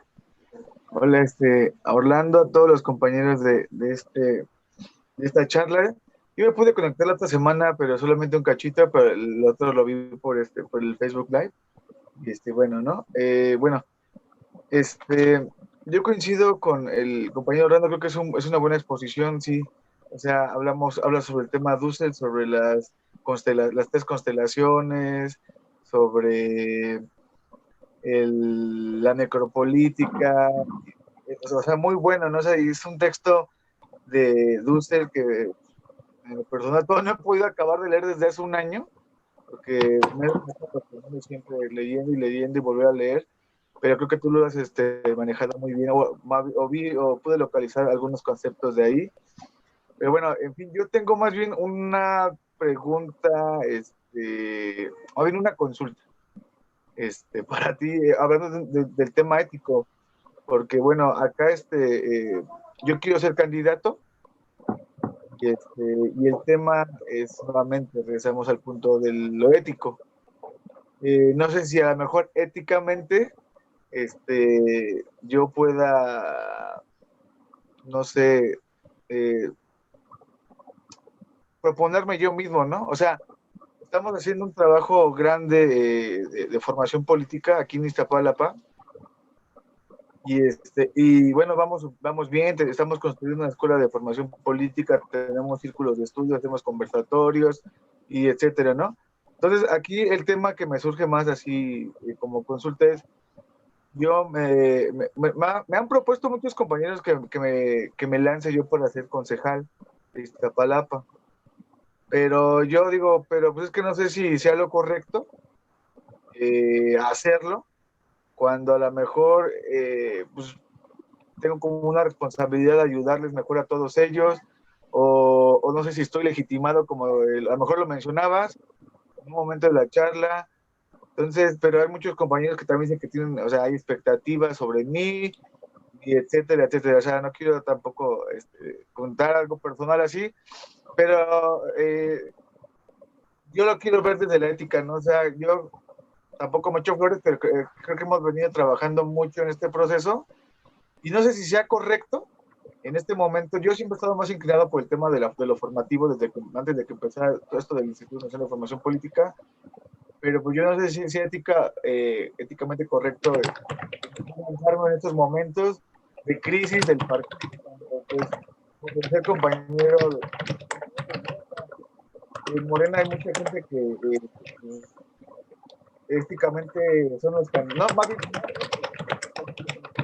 son los candidatos, son los que están ocupando los espacios, y el partido está como está, porque pues como tú dices, no, a muchos ven la necropolítica, ¿no? A lo mejor en sus, no todos, ¿no? Pero muchos no tienen la mejor idea sobre eso. Entonces, yo tengo como una cierta carga ahí de pensar si lo hago o no lo hago. A lo mejor sea una decisión personal, pero lo que te menciono te los pongo en el tema de que pues en Morena hay un tema ético muy grande y como un abandono, salvo las bases. Nosotros, bueno, que estamos como haciendo ese tipo de ejercicios, pero yo nunca he visto a ningún candidato que haga conversatorios, nunca he visto a nadie de ellos que, bueno, o de diputados haciendo ese tipo de cuestiones. Y entonces yo digo, pues si me lanzo sería como para apoyar a toda la gente que nos está ayudando en el proceso de Morena. Pero de todos modos siento que si lo hago, pues mucha gente se va a enojar conmigo, porque decía, mira, es que tú eres el que nos estabas ayudando con la formación, con todo esto, y pues se vaya a acabar. Entonces tengo un dilema ético ahí, a lo mejor no sé si me entiendes, pero, o sea, no sé qué diría el maestro Dussel, a lo mejor no sé si sea un tema sí, pero bueno, lo demás pues está muy chido lo que estás diciendo. Me gustaría que en la medida de lo posible, pues también me pudieras dar una charla acá en Iztapalapa sobre estos temas, ya que pues hay muchos compañeros que precisamente, ¿no?, que quieren participar en diferentes procesos, y pues nosotros queremos como, pues más o menos que mínimo tengan este tipo de acercamientos con lo ético, ¿no? Que está complejo, como lo menciona el maestro Dussel, creo que tú lo aterrizas muy bien. Entonces, ahí le dejo felicidades a todos los compañeros hablando, los que están participando, y pues aquí los esperamos igual en Iztapalapa. Gracias. Muchas gracias, Misael. Mira, primeramente agradezco mucho tu franqueza y tu sinceridad, ¿no? Porque pocas personas dicen, no, pues yo quiero ser candidato, ¿no? Pero me problematizo la situación. Eso yo lo veo como algo positivo de entrada, ¿no? Ahora, ¿uno tiene derecho a autoproclamarse como posible candidato? Sí, sí tiene derecho. No hay ningún inconveniente en ese sentido. Ahora, ¿qué implica en ese sentido esa decisión? Hablamos, por ejemplo, de decisiones consensuadas. Por ejemplo, aquí en la Asamblea Municipal, ¿no? Toman decisiones, hay muchas personas involucradas sobre X tomas de decisiones, objetivos, planteamientos, ¿no? Y en ese sentido, pues bueno, aquellas personas que aspiran a alguna candidatura, pues tienen que tener una legitimidad en tanto que representan a esos grupos, ¿no? Y en este caso, en última instancia, a Morena. Ahora, ¿qué quiere decir que representa? Que conoce los documentos básicos. En ese sentido, Misael o cualquier otra persona, deberíamos decir, conoce los documentos básicos de Morena, conoce, tiene experiencia partidaria, qué formación tiene, qué tareas involucra el cargo que yo voy a desempeñar, qué tareas son las de un concejal. Y eso otra vez, en el sentido de ida y vuelta, así como decía del fetichismo del pueblo y del gobernante, pues también aquí el ciudadano, simpatizante o no de Morena, tiene que decir, yo tengo que conocer qué función tiene para así evaluarlo, qué corresponde la tarea de un concejal, qué corresponde a la tarea de un diputado o una diputada, para entonces saber cómo lo voy a evaluar. Y el que aspire a hacer ese puesto tiene que saber cuáles son las tareas que corresponde a ese tipo de puesto. y hacer una evaluación de si yo de entrada estoy capacitado, tengo los conocimientos, habilidades necesarias para desempeñar ese puesto. Y de entrada, y después buscar la legitimidad en los grupos, ¿no? No es lo mismo que yo me autoproclame a que alguien, un grupo, una organización, diga, pues yo creo que tú debes de ser el representante, ¿no? Si esto es así, pues inclusive pues uno llega con mayor fuerza, ¿no? Llega con legitimidad en el sentido estratégico y sobre todo en el sentido ético, ¿no?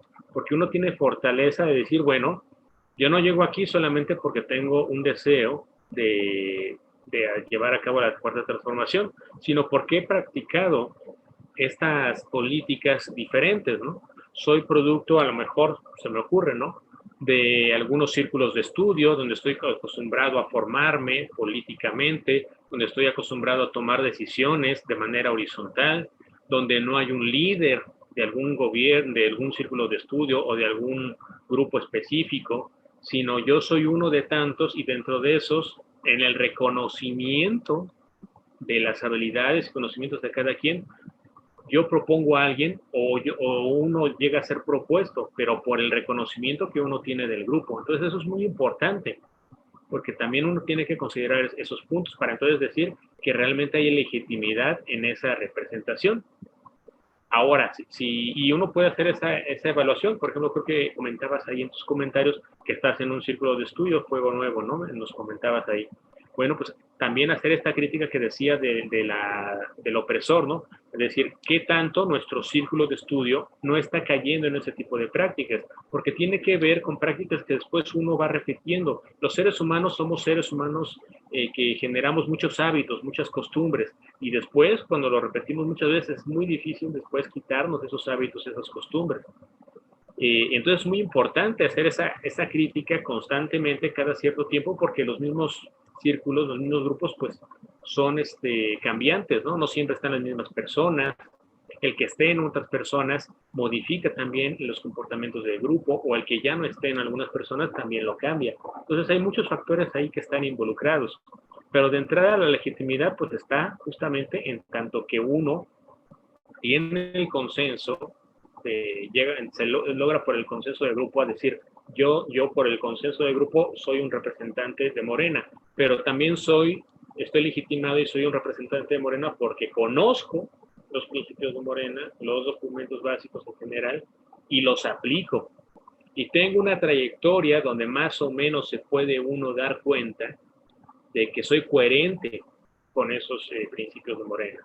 Y por eso hacía hincapié en la sesión pasada en que esto mismo vale para una persona que esté formalmente en el padrón de Morena o una persona que ya sea porque no esté dentro de la formalidad de Morena, aunque sí tenga una trayectoria con todo esto bronca que hay del padrón, de decir, bueno, pues yo estoy ahí pero no aparezco, por decir un caso, o bien claramente una persona que nunca haya hecho el proceso, pero que tiene una trayectoria dentro de la izquierda y que tiene cierta legitimidad. En todos esos casos, tienen que ser evaluados, entre otras cosas, por los mismos documentos básicos de Morena, los principios de Morena. Conoce los principios, los aplica, qué trayectoria tiene, un plan de trabajo, un proyecto.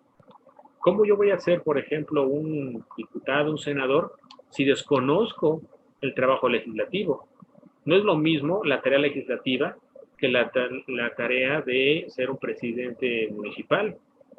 No es lo mismo gobernar un estado que ser secretario de alguno de las instituciones de algún estado. Son habilidades y conocimientos diferentes. Entonces yo también tengo que ser autocrítico, por mucho de que me digan algunas personas, vas tú, pero si yo soy autocrítico conmigo mismo, es que yo no tengo los conocimientos y habilidades necesarios para desempeñar esa función, pues a lo mejor yo mismo propongo otra persona que sí tiene la calidad moral y los conocimientos para desempeñar ese puesto.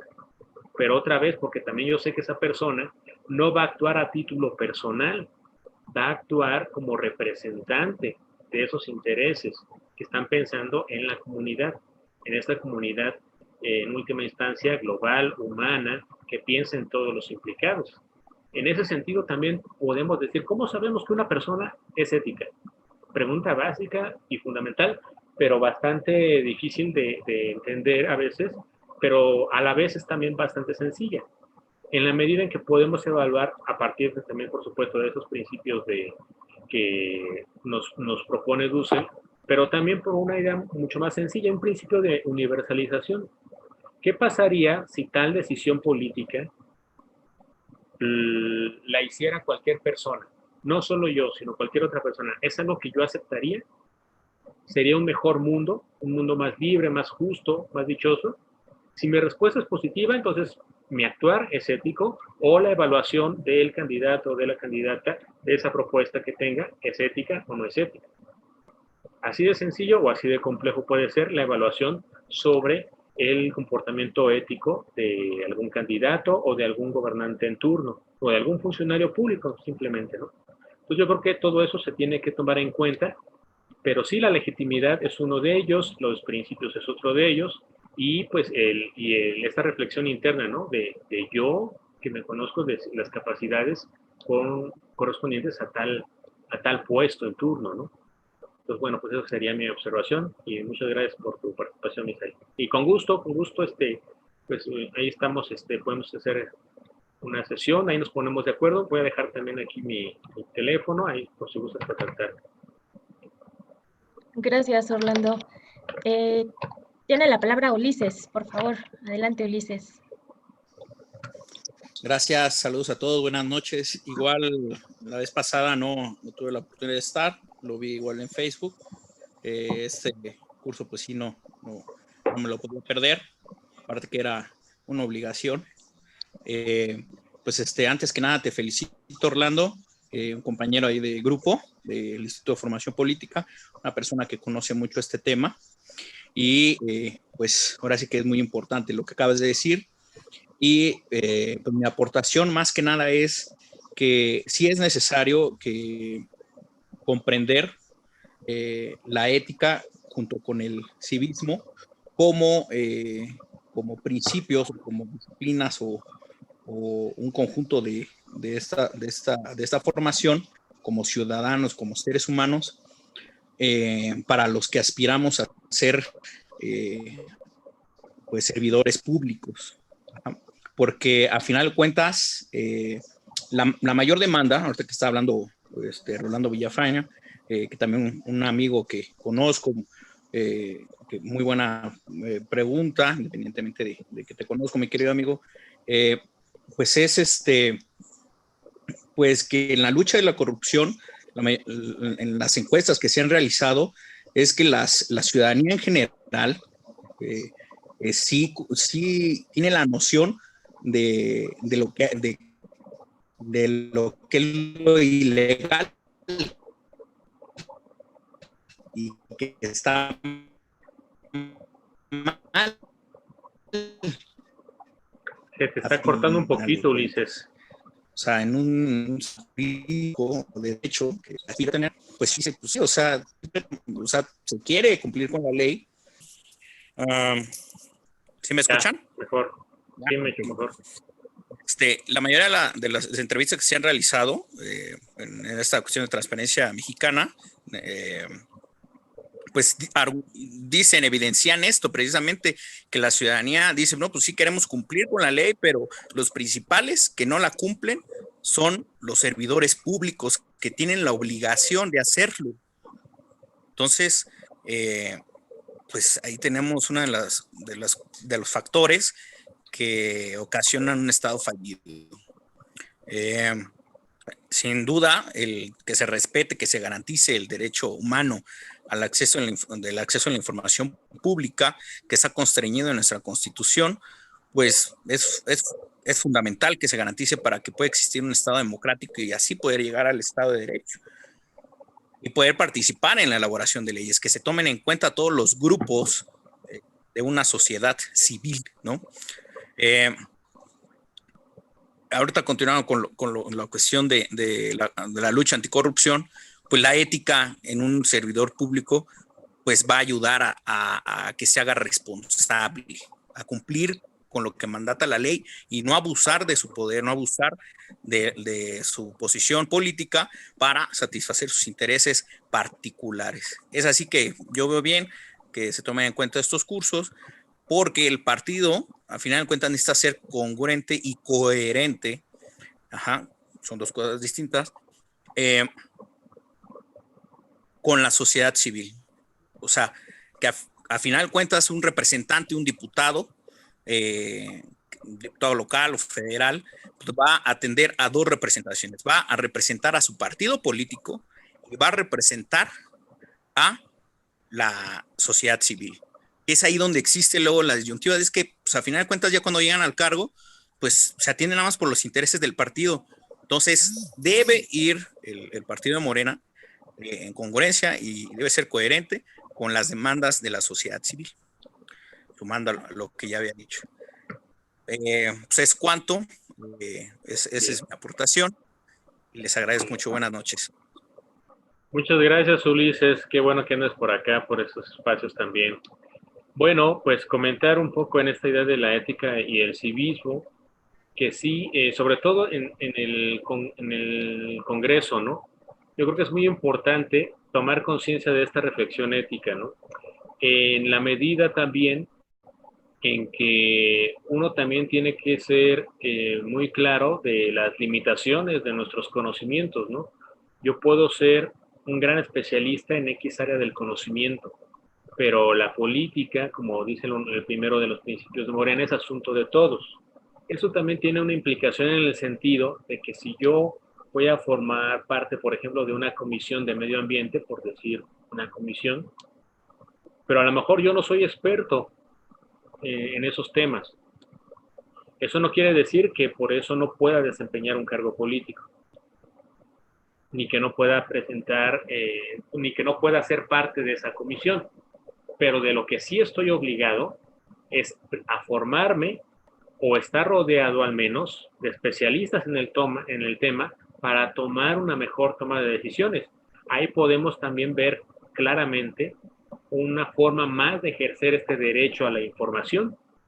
Yo tengo que informarme cuáles son las mejores medidas que puedo tomar de medio ambiente. Si a lo mejor yo creo que usar un coche, un automóvil eléctrico es lo mejor, pues a lo mejor si yo creo que es mejor a que contamine yo con gasolina a un coche eléctrico y me quedo con esta información de manera simplificada, pues a lo mejor ignoro otro tipo de decisiones que pueda yo tomar de manera más compleja al menos, en tanto que soy consciente de cuál es el proceso energético que genera que exista un coche eléctrico, cuál es el proceso de la producción de esa electricidad. Están las termoeléctricas, cuál es el proceso de contaminación que hay en las termoeléctricas que generan electricidad para que yo tenga un coche eléctrico. ¿Contaminan igual o más? En esa cadena de producción de energía, yo tengo que hacer un análisis mucho más profundo y no solamente quedarme con la inmediatez de no ver salir un mito del coche eléctrico y por eso decir que ya contamina menos. Digo, por plantear un ejemplo, ¿no? Para problematizarlo ahí, pero podríamos pensar muchos otros casos, ¿no? Lo importante es aceptar que yo siempre debo de considerar rodearme de especialistas en el tema para tomar mejores decisiones en mis iniciativas que yo plantee. Esta idea también de los asesores y de usar los asesores en el mejor de los sentidos. Es decir, en qué momento político es adecuado plantear una iniciativa política. ¿Cuál es el momento político idóneo para presentarlo? ¿Cuál es el momento económico? ¿Cómo está el presupuesto destinado? Tener en consideración todos esos aspectos a la hora de, por ejemplo, plantear iniciativas, ¿no?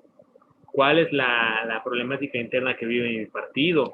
¿Cuáles las problemáticas que hay a nivel nacional o internacional? Tener una lectura mucho más amplia y ver cómo eso implica reflexionar sobre los momentos adecuados para actuar políticamente.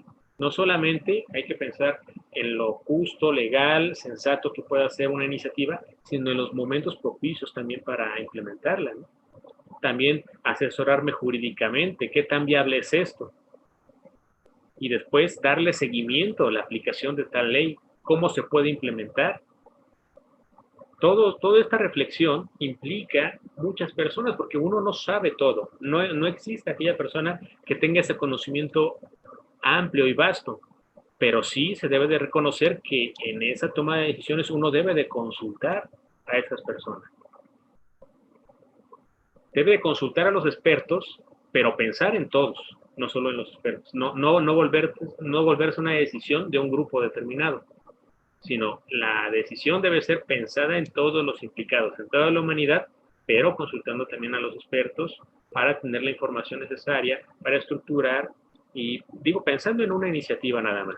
Pero lo mismo sobre cualquier cargo o puesto público que uno pudiera llegar a pensar. Muchas gracias. Gracias, Orlando. Le damos la palabra nuevamente a Carlos y yo creo que si les parece con esta última participación cerramos. Y están, bueno, si les parece, gracias, Carlos. Adelante. Gracias. Varias veces le pregunto a los candidatos, les pido, oye, cuando eras niño e ibas a la tienda, ¿regresabas el cambio? Y me decían que sí, le podía preguntar a tu mamá y daría la misma respuesta. O sea, a lo que voy es que traemos una carga tremenda de nuestra cultura. Y yo veo muy importante lo que decía hace rato, tener como herramientas de observación, ¿verdad? Trabajé en el campo de seguridad industrial y utilizamos mucho la observación para detectar comportamientos inseguros antes de que hubiera accidentes. Entonces, observándonos nosotros continuamente y dar y recibir crítica, ¿verdad? Lo que el compañero hace rato dijo, también la autoobservación. O sea, esto que estoy haciendo, ¿soy ético? Me parece, está bien que yo me proponga. O sea, no dejar esas preguntas fundamentales, ¿verdad? O tengo la competencia, o por qué quiero ser consejero, sé lo que hace un consejero, o sea, hacerse esas preguntas obvias, honestas y directas. ¿Hay algún compañero que expresa mejor aquí el interés del grupo con una mayor competencia? Y en un momento dado decir, pues vamos a apoyarlo a él, ¿verdad? Pero sí, practicar mucho eso de la observación constante, porque son los pequeños detalles los que forman nuestra cultura y creo que sí es importante estarnos observando continuamente, ¿verdad? Y detectar esas situaciones que a veces no. Si vamos a comer y no cooperamos con la cena, ¿verdad? Y nos hacemos patos, pues el lado de político, pues es muy seguro que también no contribuye con su parte, ¿verdad? En lugar de decir que no puede cooperar, pues no se hace de la vista gorda, o sea, hay muchas situaciones muy sencillas que podemos estar observando y observándonos y pues desarrollar la actitud y la práctica de estarnos criticando sin que eso sea una molestia, ¿verdad? Porque yo creo que de esa manera aprendemos. Bueno, gracias y buen evento. Y pues me tengo que retirar porque vamos a otra junta. Muy amable, muy bueno. Muchas gracias por todo. Gracias a ti, Carlos. Dos puntos ahí nada más a reflexionar sobre la ética. Por ejemplo, mucho se da esta idea, ¿no? Si hay una cuestión jurídica o cultural o qué pasa con el mexicano o la mexicana que cruza la frontera y ya se convierte en un ciudadano ejemplar, ¿no? ¿Qué es lo que sucede ahí, no? Inclusive, digamos, de manera perversa, pero ya sabemos ahí la frase de Peña Nieto, de que la corrupción es un mal cultural de los mexicanos, ¿no? Como si estuviéramos determinados ante ello, ¿no? Y entonces en el momento que cambiamos a otra cultura, como la anglosajona, con un sistema jurídico diferente, entonces parece ser que el mexicano o la mexicana se convierte en una persona cívica en ese sentido. Pero ¿hasta dónde es esto realmente cierto? ¿Cómo podemos evaluar otra vez éticamente una persona? ¿Cómo podemos decir que realmente esa persona está actuando de manera ejemplar? En esta idea del ejemplo básico que nos pone Carlos, si regresas o no el cambio, alguien puede responder que sí regresa el cambio con la primera pregunta. Con la segunda hay una coacción, porque dice, si le pregunto a la autoridad, que finalmente es lo que simboliza, si le pregunto a la autoridad va a decir lo mismo, pues ya hay un replanteamiento, ¿no? Como la sanción que está ahí, ¿no? Siempre, ¿no? ¿Y qué necesidad hay de ver la autoridad como algo externo? ¿Qué pasa si nosotros aprendemos a formarnos de una formación ética en la medida en que las leyes nos las damos nosotros mismos, sin necesidad de que exista un instrumento de coacción? como la autoridad en turno en las diferentes dimensiones que se tengan, como el ejemplo que decía yo de robar. Yo no robo porque sé que está mal robar. Además, sé que, por supuesto, hay un instrumento jurídico, político, social, religioso, que me dice que no está bien visto robar. Pero al margen de eso, yo puedo hacer una reflexión interna ética y decir, yo sé que está mal robar y yo me autoimpongo esa norma, pero no porque sea una sanción o una opresión de la ley, sino porque yo sé que es la mejor forma que puede actuar cualquier ser humano. En esa medida, entonces, podemos esperar comportamientos que aspiren a ser éticos. Pero hay que distinguir que el civismo y la ética no es lo mismo. Les voy a dar un ejemplo muy sencillo, ¿no? Pasarse el semáforo en tu automóvil. ¿Por qué cuando preguntamos por qué alguien no se lo pasa, podemos tener muchas respuestas? Una de ellas nos puede decir, bueno, yo no me lo paso porque no quiero la sanción que viene en el reglamento de tránsito. Es decir, por esta idea del castigo. Otro puede decir, yo no me lo paso porque yo quiero ser un ciudadano ejemplar y ser bien visto y reconocido por mi comunidad, por un premio. Y la educación así es la mayoría de las cosas, es premio o castigo. Y desde la casa a veces, ¿no? Pues dicen, haz tu tarea, si no, no sales a jugar con tus amigos. O haz la tarea y te voy a dar un helado. Castigo y premio. Si cambiamos esa forma de pensar de castigo y premio, entonces estaremos rompiendo con esa forma tradicional de tomar decisiones, ¿no? De esos incentivos. Debe de ser una motivación, no al margen de los estimulantes que puedan existir. Entonces, esos son elementos que nos permiten pensar en un comportamiento ético diferente, al margen de si yo estoy en la frontera, estoy en Estados Unidos, estoy en México, yo me tengo que comportar de la misma forma, esté donde yo esté.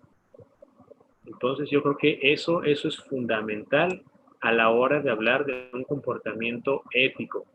Pero, otra vez, el civismo no es lo mismo que la ética. No es algo que se pueda observar. No es algo que yo pueda medir. Entonces parece un poco fantasioso en ese sentido. Porque todo eso es el civismo, es la conducta. La ética tiene que ver más con un ejercicio de lenguaje y de argumentación a través del cual podemos un poco llegar a saber si una persona tiene intenciones o aspiraciones éticas. Pero yo puedo tener esa conducta ejemplar.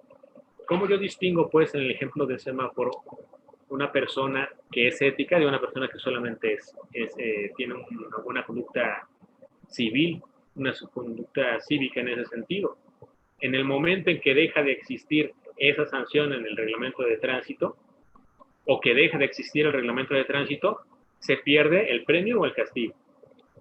Haciendo este ejercicio mental, y si esa persona da razones, da argumentos de por qué debe de actuar en ese mismo sentido de no saltarme el semáforo en rojo, y doy una buena razón, por ejemplo, decir que yo no me paso el semáforo en rojo, no porque lo diga el reglamento, no porque quiero un premio de reconocimiento social, ni porque temo una sanción como una multa, sino porque yo sé que pongo en peligro la vida de los demás y la mía, de otros automovilistas y de peatones, y la mía misma. Tengo una actitud ética del principio de la vida, ¿no? Ahí podemos ver ese ejemplo.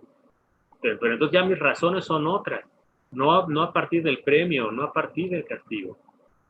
Y hago un ejercicio universal también de si ese patrón de actuar sería el mismo y sería aceptado por todas las personas de manera ética, en el sentido de que todos los implicados aceptarían ese tipo de razonamientos, ese tipo de motivantes.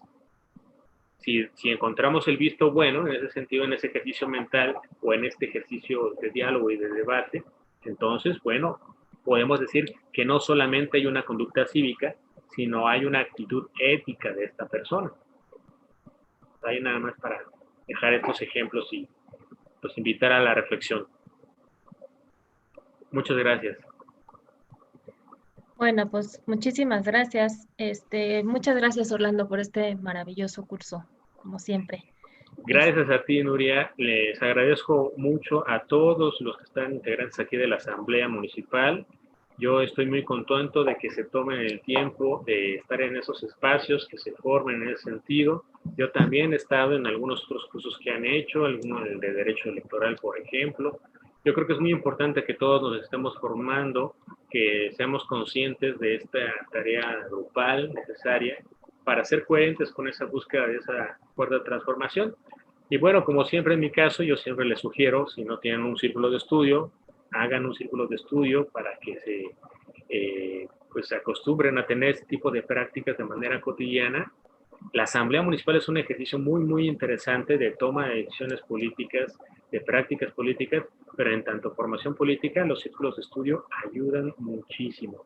Y bueno, ahora estamos haciendo este modelo que es un poco más el modo un poco tradicional, modelo de conferencia, pero la idea es aspirar a que esos espacios en un momento dado ya no sean los necesarios, sino que estemos acostumbrados de manera natural a generar más círculos de estudio y creamos que esa es la mejor forma de hacer política de que de ahí salgan pues estos representantes políticos de Morena en este caso y podamos hacer factible esta cuarta transformación.